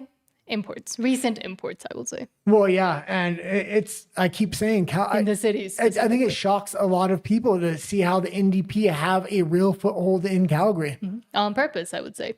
Sean says new pause world pause order. Exactly, Sean. And Justin GP says, JP, dude, you're awesome. And yes, JP Alberta First, you are very awesome. Thank you so much. And Justin's fantastic as well. Yes, and thank you so much for canvassing so much. Okay, let me just say hello to Christu over RUMBLE. We are streaming at the same time on Rumble or RUMBLE, same channel name. And if YouTube starts to censor you for some reason, you can always go there and we'll read your comments there. Christu says, hello, dears. Alberta Independence. I watched your sit down with Marty. Good stuff indeed. You two are great hosts and interviewers. We were very nervous, but thank you for saying that. We actually thought we did horrible until we watched it back. And we were like, okay, it wasn't as bad as we thought. Well, the big mistake we made, it's the first time using the video conference thing, Video Ninja or something like that. And we recorded them in 720p. So the quality was really low. That was the big mistake we made. Yeah. But on our next interview we did, we realized how to fix that. So thanks to Marty for going first. Yes. And we're sorry we didn't get you in high quality there. And thank you so much for because you got a great beard. Yes. And he was also very gracious with his time. We had said 30 minutes. It ended up going an hour and 30 minutes. So we are very, very appreciative that he stayed on with us and answered all our questions. Well, I had never interviewed before and I kind of blacked out by the end of the interview. I didn't remember what I said. And I was like, oh my God, I think it went horrible. Yeah. And then I watched it back when you finally published it. And I said, oh, actually, it was really good. It wasn't that bad. Just because I was taking a risk with some questions I was asking about what do you theorize is coming in the future? A lot of people don't like those kind of questions, but I love that kind of interaction. James B says, the most recent floor crossing Sasquatch? Well, let's actually go and talk about Alberta politics. No, what are we talking about? Alberta National Canada. Alberta National Politics. Yes, Alberta's Canada. Sorry. And I didn't even have the button ready. There we go. I'm angry. I've had enough of these people. Okay, and let's go right into the first story here. And there's a lot of news in this section. Jim Ferguson says, quote, Carney turns on Trump and gets applause. I would say he turned on Trump during the campaign, even before that. The days of sending 70 cents of every defense dollar to the United States are over. That's not just policy, that's a break. America's closest ally stepping back while tensions rise and the crowd cheering it on. Yay, China. You can leave it there. And this becomes crucially important. I know this was a few days ago and we actually played this clip, but now that he actually has the majority government, we see the direction he's going, but just the confidence he's speaking with even here because he knows the majority is coming. Mm-hmm. Oh, you can stop it really quick. Thank you, JP. Again from JP. Thank you so much to JP Alberta First. He's single-handedly funding the show. Thank you so much.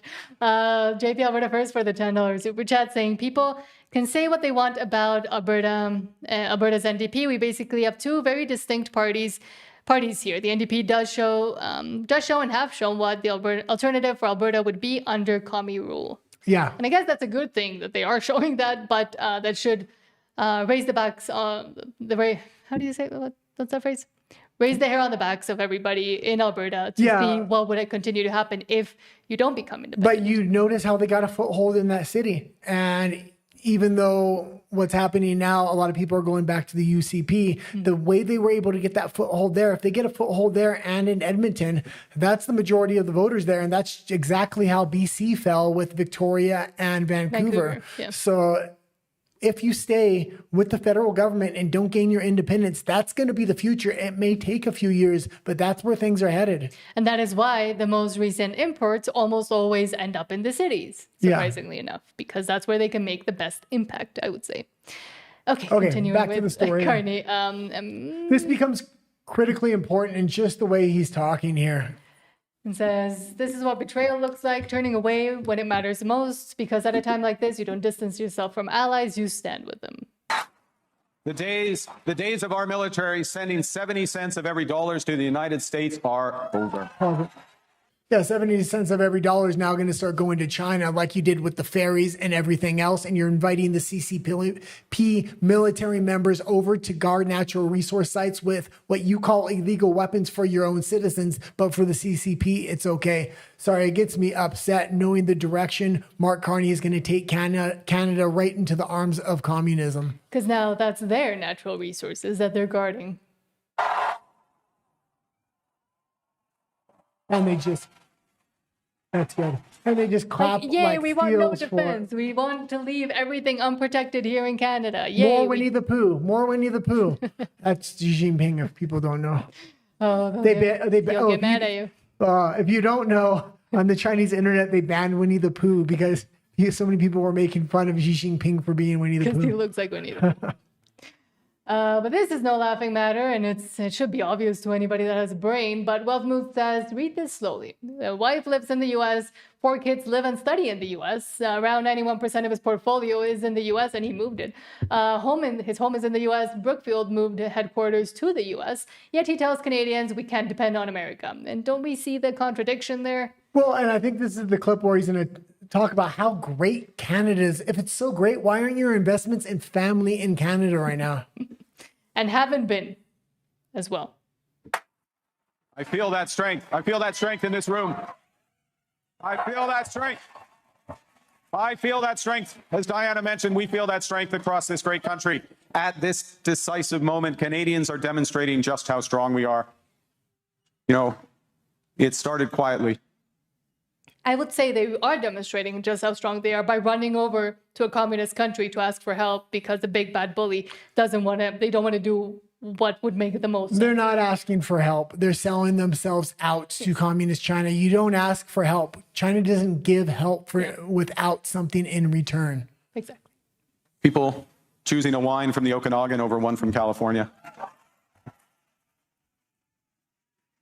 Anyone had any bourbon recently? No. Sorry. A family planning a vacation to Prince Edward Island instead of booking flights to Florida.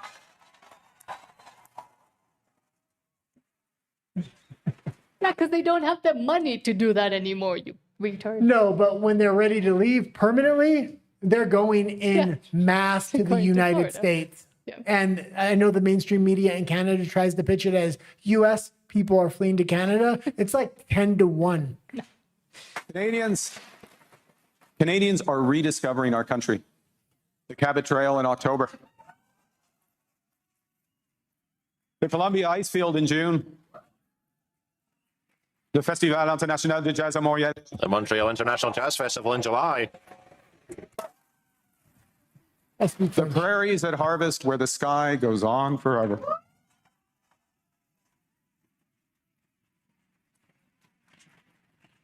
You know, Canada's tourism sector had a record-breaking summer, 50,000 more train rides, 13% more visits to our national parks, 15% more visits to our national museums. Oh, the national parks that you can't go into at certain times with certain amounts of people or do nothing, essentially. Well, no. You get fined for going in there. No, not if you're an immigrant or new Canadian. It's absolutely free for them to go in there, and that's why it's up. Yeah, they can't afford to go anywhere else, and it's free for certain citizens. Certain specialty groups get into the national parks for free. However, veterans get a $23,000 fine.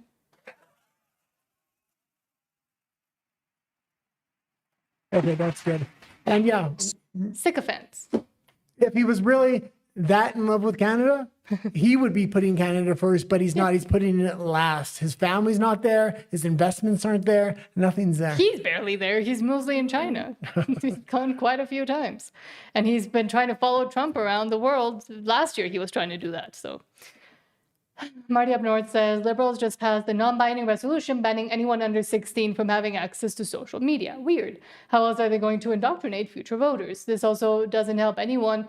It doesn't help those who want to lower the voting age. Okay, and this is exactly how they got digital ID in the UK. Mm-hmm. They said if you wanted to access the internet, it's nobody under 16, and the population didn't even resist. They just adopted it at that point. Oh, it's a virtue signal to we got to protect the youth, but it's really nothing about protecting the youth. It's all about getting digital ID to the masses. They need that digital ID because the next layer is digital currency. The legislation's already all drawn out for Mark Carney. Now that he has the majority, I'm expecting within the next 12 months.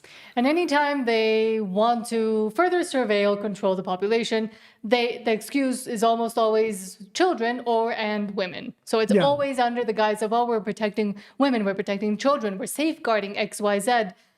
Always be worried when they start using certain citizens, and in so many cases, the most vulnerable in the population, as excuses for that surveillance and control. And you were talking about this at the beginning, and again, more proof that Canada is already over. Rise of Alberta says more reports of floor crossers are coming. There are indeed 8 more conservative floor why can't I say that? Floor crossers. Thank you. Alberta independents will be polling about 50%. Globe Politics says Liberals courting as many as 8 more potential floor crossers, say sources. Well, and the fact that they're saying 8 conservative floor crossers, I was expecting a large majority of those to be the NDP, because the NDP is not happy with their new leadership. A lot of the NDP in Alberta specifically is in a very tricky situation, so it wouldn't surprise me for them to cross the floor and take a buyout. But if you have 8 conservatives potentially there, there has to be a number of NDP on top of that. So. Yeah. And Jeff Rath says it's like a stock market crash. The value of bribes are decreasing by the hour. Yeah. And people accepting those as well, forgetting about their values. National Post also said, this is all essentially reasons why you should vote for Alberta independence, why Canada is about to, it's already on the path of demolishment, but it's about to crash and burn. A global NGO that campaigns for the rights of Indigenous peoples has called the UN-led initiative the biggest land grab in history. And I've been talking about this nonstop, and so they're not even hiding it now. Everybody was so upset about the BC land grabs, and I was extremely upset because I've been connecting those dots for a long time. But there is a much bigger land grab, and that's the 30 by 30 program. And as that gets broadened out, it's going to be used to protect natural resources, but really to tokenize natural resources and put it in the control of the federal government. I almost think the BC land grab is a distraction so people don't notice what's really going on with the 30 by 30 program. Also, when you try to do research on this, the research starts to get really confused. The BC land grab comes up on all kinds of articles, but the 30 by 30 program is much more insidious and harder to research, and it gets muddled and lumped in with the BC program. Exactly. And speaking of BC and conservatives in general, Western Standard has this opinion from Brar saying British Columbia is Canada's conservative civil war and the old guard is losing. And we are seeing, this with the floor crossers itself, but also within British Columbia with new groups trying to form real conservative parties. But I also think dividing more and more, unfortunately. The civil war is definitely happening in British Columbia. This is 100% correct. It's not happening in Alberta. There's not a civil war. Everybody's consolidating around conservatism and independence. In British Columbia, you're seeing a lot of separatist parties. Alberta already had a long history with that, and I don't think it wants to necessarily go back to that. We'll kind of see what happens if the independence vote doesn't go the way that I want. But in British Columbia, there is a ton of new conservative parties coming up. They've agreed to make a coalition with other conservative parties and not run in each other's ridings. But you have massive amount of NDP support within British Columbia as well as Victoria. So this on the ground is where the civil war is kind of going on within conservatism. And with British Columbia, you can kind of already see the writing is already on the wall. Private property rights are gone, and they're going to continue to try and do those land grabs further and further and further. So it does seem like the only options that there are to try to do something new and innovative. But we're also seeing on a national level with all the floor crossers and with Pierre Poilievre himself, there is a lot of confidence being lost in it. The pillars of power have been captured within British Columbia. You can see that, and you can see it when a lot of these newer parties like the BC One Party kind of speak. All hope seems to be lost, even though I'm glad they're fighting the good fight, but the pillars of power have been captured. You got David Eby at the top of the heap, at the top of the shit pile in BC. At least with Danielle Smith, man, she's been doing a fantastic job. When I said she was muddying the waters, she tried to clean that up. She lowered the barrier of entry for the number of signatures, and even though she won't come outright and support Alberta independence, she is stated she wants democracy to go forward. So that's the most you can really ask for from a federal politician. Before we jump into world politics and what's going on there and how it relates to Alberta, we do have this one last tweet from Justin Trudeau, who I'm guessing will try to lay low, as both him and his girlfriend have some pretty onerous accusations on them at the moment in the celebrity press media. But if you don't know about Katy Perry, God, type her up. Google it.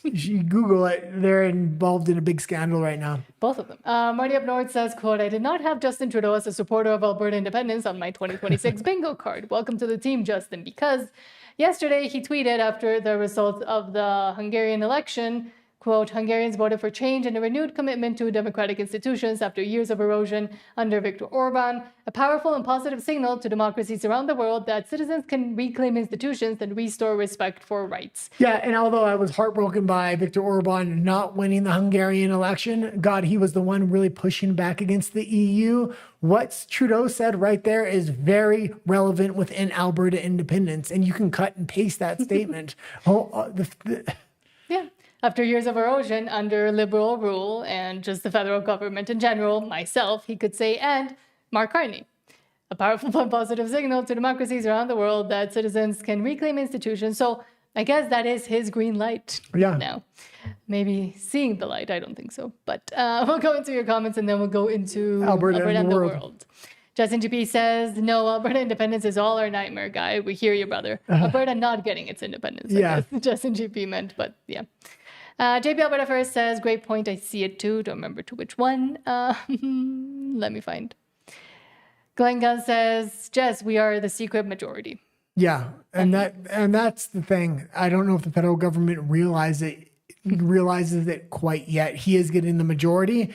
Now he's going to start really trying to push through a lot of these censorship bills and all these other bills that are on the shelf, digital currency, digital ID, you name it. It's going to start flying off that shelf. And as soon as he gets all the mandatory legislation that he wants passed, then he's going to really focus in on Alberta independence. Sorry about that. Faye 19 says, "Out canvassing again for Alberta independence. Let's go, Alberta." Thank you so much for doing all that canvassing, Faye. And thank you, because we've really drawn out a lot of support and a lot of watchers from the canvassers. Yes. And it really helps us because they have a lot of good information and input. Yes. So anytime you want to let us know how things are going, canvassing, or where you're canvassing, if you want people to show up, let us know and we will say it out loud. Canadian Spider-Man, hello, says, go Alberta, go. Yes, Yeah, go as fast as you absolutely. can. Run away. Glenn Gunn says, watch John talking to Albertans. He had one with a pro-Canadian. Oh yeah. Well, we're supposed to interview John Albertan Patriot very soon. Yeah. So So maybe we can watch it and then ask him about it too. we'll bring it up when we interview him. Ammo C9M says, not a fan of Kevin O'Leary. Get the feeling he would be the type to sell out, I will say. Yeah, His he's own a- grandmother, if he knew, it would make him a few extra Yeah, bucks. he's a corrupt businessman, but I mean, as far as a business person goes, at least he sometimes espouses conservative values on an international stage. Yeah, you get the feeling you can't trust him. Troglodyte says, Antifa attacked her, talking about Savannah Hernandez, exactly. And also says, they call us fascists, yet attack those they disagree with. Yeah. And I mean, confession through projection. And that is the leftist, insane, progressive, woke, whatever you want to call it, tactic that just continues to be the gift that keeps on giving, because you can literally see what they're going to do when you listen to what they say and what they say about those that they're against and the tactics that they want to use against those that they're against. Faye19 says, let's go Alberta and make sure you get out and sign the petition for the referendum to vote for Alberta independence. Let's go. And yes, again, down below, you can always find the link to locations where there's canvassers and where there's signing locations if you still haven't And signed. they'll come out to you if you don't got time or you're working too much. They'll come to your house. So. Yes. Edward says, only 11 thumbs up. Press the button, please. Thank you so much, Well, Edward. and there's no reason not to sign that petition right now, especially on the day Mark Carney's getting a majority government. I mean, if you don't have the time, literally just contact them through the website link in the description, and they'll send somebody out to you with the petition. Yes. And yes, please press the thumbs up. It really does help out too. Thank you so much, Edward. Okay. Sean says, Staff is pretty brave. She really is willing to risk her safety to report on these Looney Tunes. Yeah, absolutely. And thank you to Sav as well for doing that. Yeah, and Alex Jones, she learned a lot from Alex Jones when she was working with him. And now let's move on to Alberta and the world before we finish reading your comments and then head over to RUMBLE. Yeah.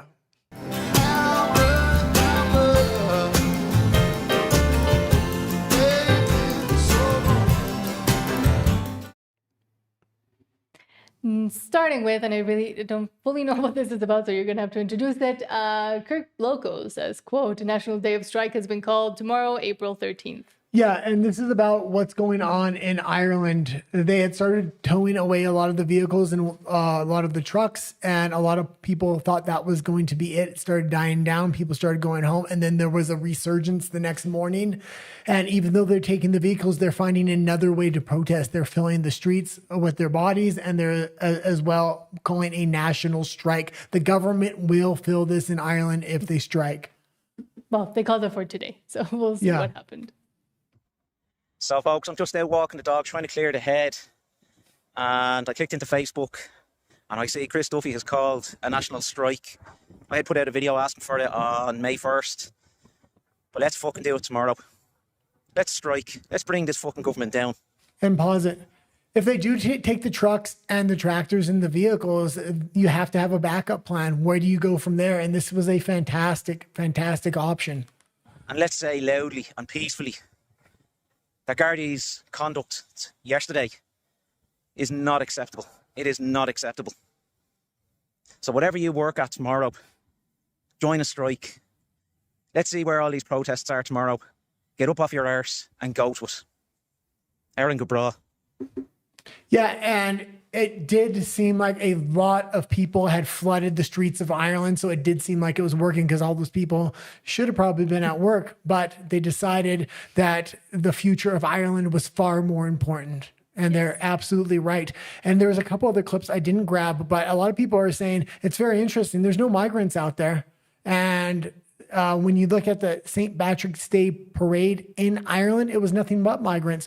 Where are the migrants? Where are their voices? Why aren't they standing with the people of the nation? Because it's a completely different group of individuals that just don't agree with the regular civilian population that's there. Mm-hmm.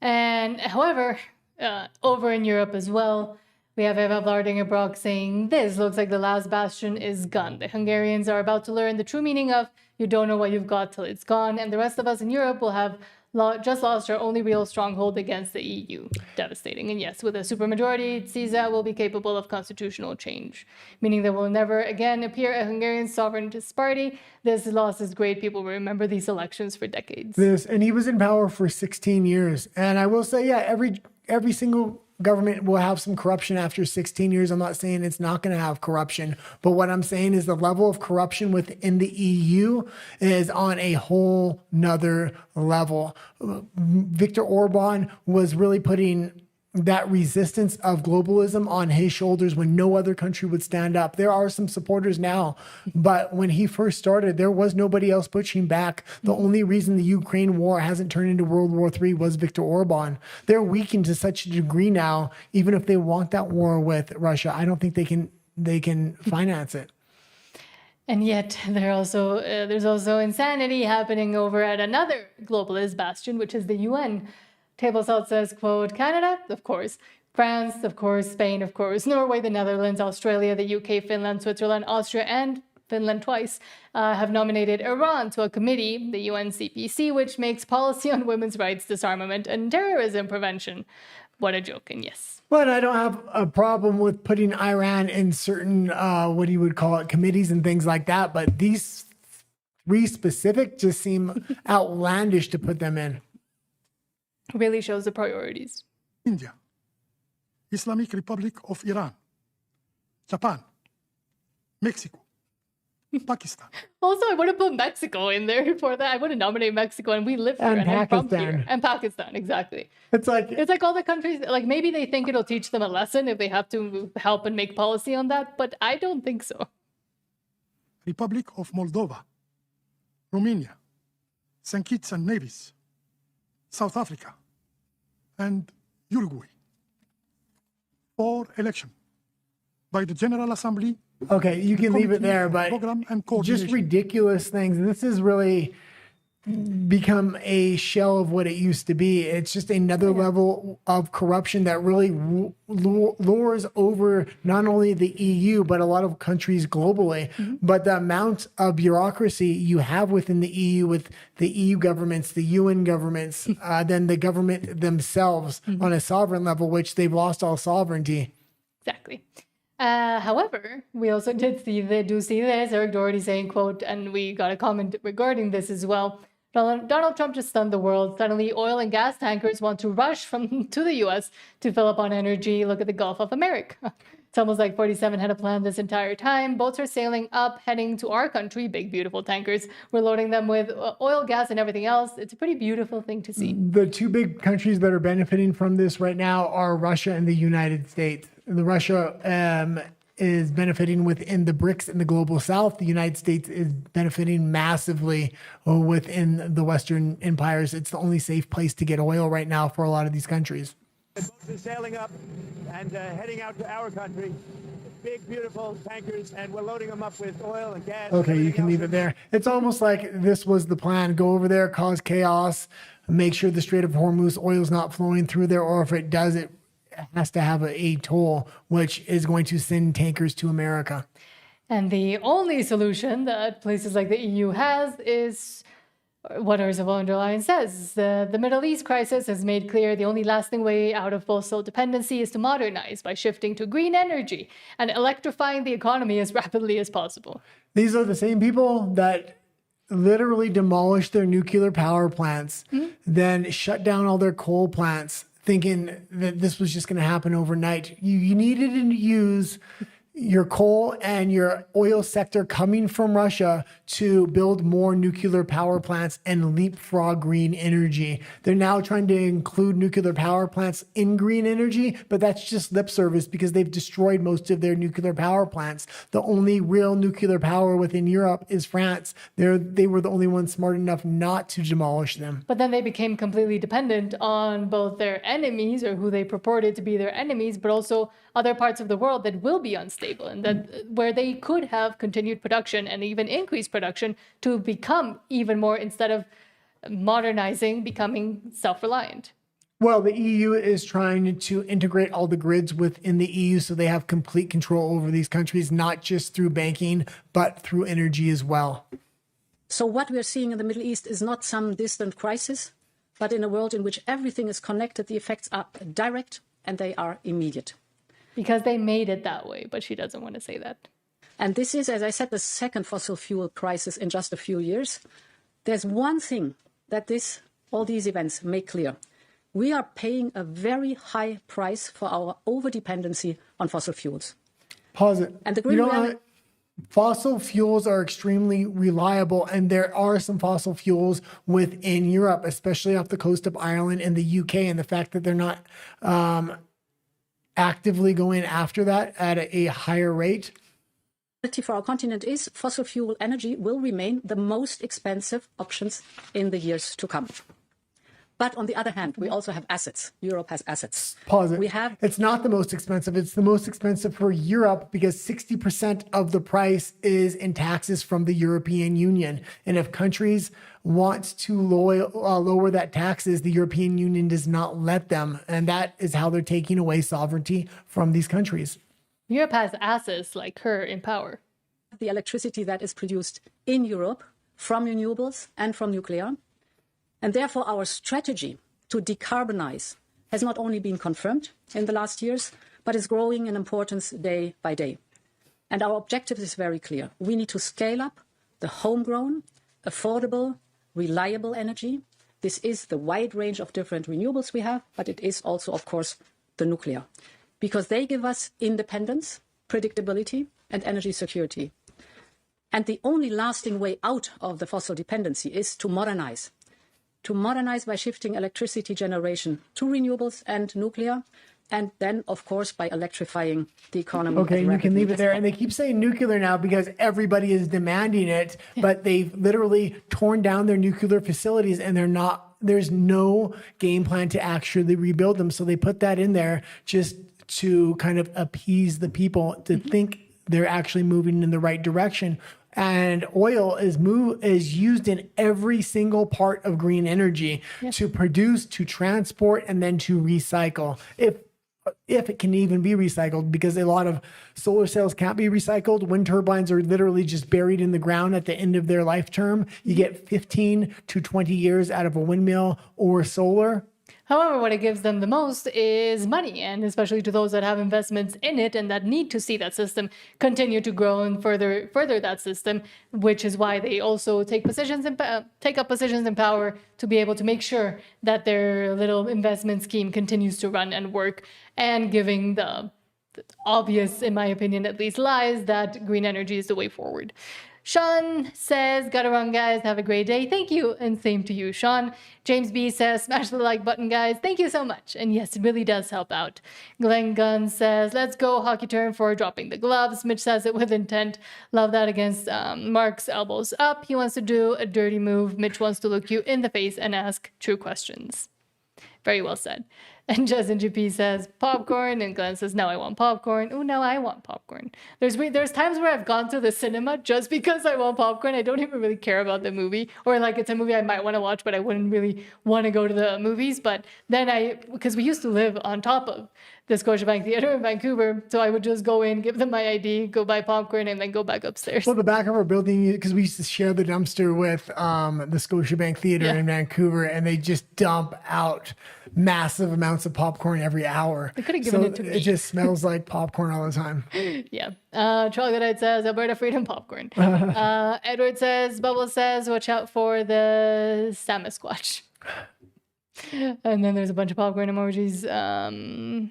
Glenn Gunn says he bows to the east, and CCHEG says, and the east bows to him. Yeah, absolutely. Exactly. And that's the globalist was always wanting to go in the direction of the Chinese Communist Party. And it's obvious now they're changing their policies, and there's a shift towards traditional Western values to CCP values, whether it's censorship, whether it's freedom of speech, whether it's specialty groups and classes, you name it, they're bringing it into effect. Canadian Spider-Man says, Marty up north rocks. Thanks for having him. Yes, and I completely concur, and we're really happy and glad that he came on and gave us so much of his time. Yeah, and I'm glad we got that first interview out of the way. Yes, so that too. It was nerve-wracking. Justin GP says, that was a great interview with Marty. You both asked great questions. Thank you. Very nice. Glenn Gunn says, it's in Edmonton. Not sure what he's meant talking about. But Troglodyte says, have to hold your speaking card to be able to speak. Jerry Conspiracy says all provinces need to be independent and separate from Ottawa. And again, I do agree with both what Jeff Rath and Keith Wilson continue to say, that is, Canada might just be too big to be a country. It's too big to properly govern, even as a country of Canada as a whole. It would make more sense if just the eastern provinces were the country and then the rest were independent. There's too much of an ideological divide now. And especially with the Liberal government, with the majority, they just completely mismanage everything they touch. So I don't see Canada at the size it is being manageable under a Liberal government. Mm-hmm. Justin GP says, elbows up, Kool-Aid drinkers. Yep. James B says, I would rather listen to a skipping Michael Jackson record than Carney say anything. Sorry about that. But it is important to know and to see and to hear what's coming. But that being said, under a Conservative government, Canada was managed very, very well. So pretty well, I would say. Troglodyte says, elbows up, head in the sand. Ostriches. That's the new word. They're ostriches because that's how ostriches look. Troglodyte said, I'd rather listen to pre-vomit retching than Carney. I get to listen to that to quite a bit because you get food poisoning all the time. Yeah, every few months, especially in Mexico. Jerry Conspiracy says, well, by August 2026, with no deal, and October, the Alberta referendum. Wow, news then. Great news then. Yeah. Canadian Spider-Man says, we are in BC. We here in BC are cooked. That's kind of why we ran away. Yeah, it seems to be the most cooked province in all of Canada. Mm-hmm. And it has been the one that they have been using to implement a lot of crazy policies that then we see pop up all over the world, not just Canada. But they almost always start with the test versions in Vancouver, and then they move over to Seattle and Portland and Oregon, and then they go down to California, then they start moving east. It seems to be the great distraction Carney needs, because all the crazy stuff he's doing on a federal level, I mean, the federal government can't even bat an eyelash at Ebby and what he's doing over there. Jerry Conspiracy says Brookfield first, exactly, yeah. And U.S. first in that case. Not just Brookfield first, all of his globalist buddies within the EU and everywhere else. Justin Chaffee says you can swing on over here, Canadian Spider-Man, and I would actually encourage that as well if you're in BC. Yeah, if you're in BC, it's a short move to go to Alberta. At least go out there and figure out how to register an address. So. James B says, did you know that the Coastal First Nations is only the registered name of an American activist group? It is now called Great Bear Initiative. Yeah, and we've covered that as well. And I don't remember the gentleman that made a video about it, but it was really good and really well explained as well. Fake tribes, especially groups under a fake banner, has more rights than Canadians. Mm-hmm. Canadian Spider-Man says, you're not kidding. Time to get off the Titanic. Yeah, get in that car, get in that plane and go fight for freedom. Jerry Conspiracy says, age limit 26 years for social media platforms. Translation, to use the social media, they know what you say. Exactly. Okay, 16. And we got a hard out at 7, so try to get through these. As quickly as I can. Jerry also says, just look at Australia, age limit 16, and see how that turned out. We used to report a lot on that too, because it is work. That's exactly how they did in Australia as well as the UK, and they got very little resistance. Troglodyte says, First Nations can take my property in BC, see how far they get with stone axes and no wheels. Hold on. Jerry Conspiracy says Canada, Australia, UK all said they recognize Palestine at the same time. And they now Canada does have that precedent where they have recognized an independent state as an independent that could help Alberta independence in the end. So, although I didn't agree with it, it could help. Yeah. John Pradholm says, hello from Calgary, Alberta. Hello from Calgary, Alberta. Great show. Love it. Thank you so much. Jerry says every country such as Australia. Oh, okay, I read that one already. Take a look at Ireland today, April 2026 convoy protests. And we've been covering that a lot, especially last week, and we'll continue to. Yeah, and we're going to cover more when we go over to RU and BLE, which is right now, actually. Yes, Ammo C9M says the UAE and Saudi Arabia are kind of messed up right now. Wonder if their standard of living is going to take a hit. James says Ursula von Frankenstein and all the rest are unelected. Exactly. And yet they make all the decisions. Troglodyte says, my wind and solar will support me. Oops. Dale Robinson, hello, says, everyone smash the like button. Yes, thank you so much.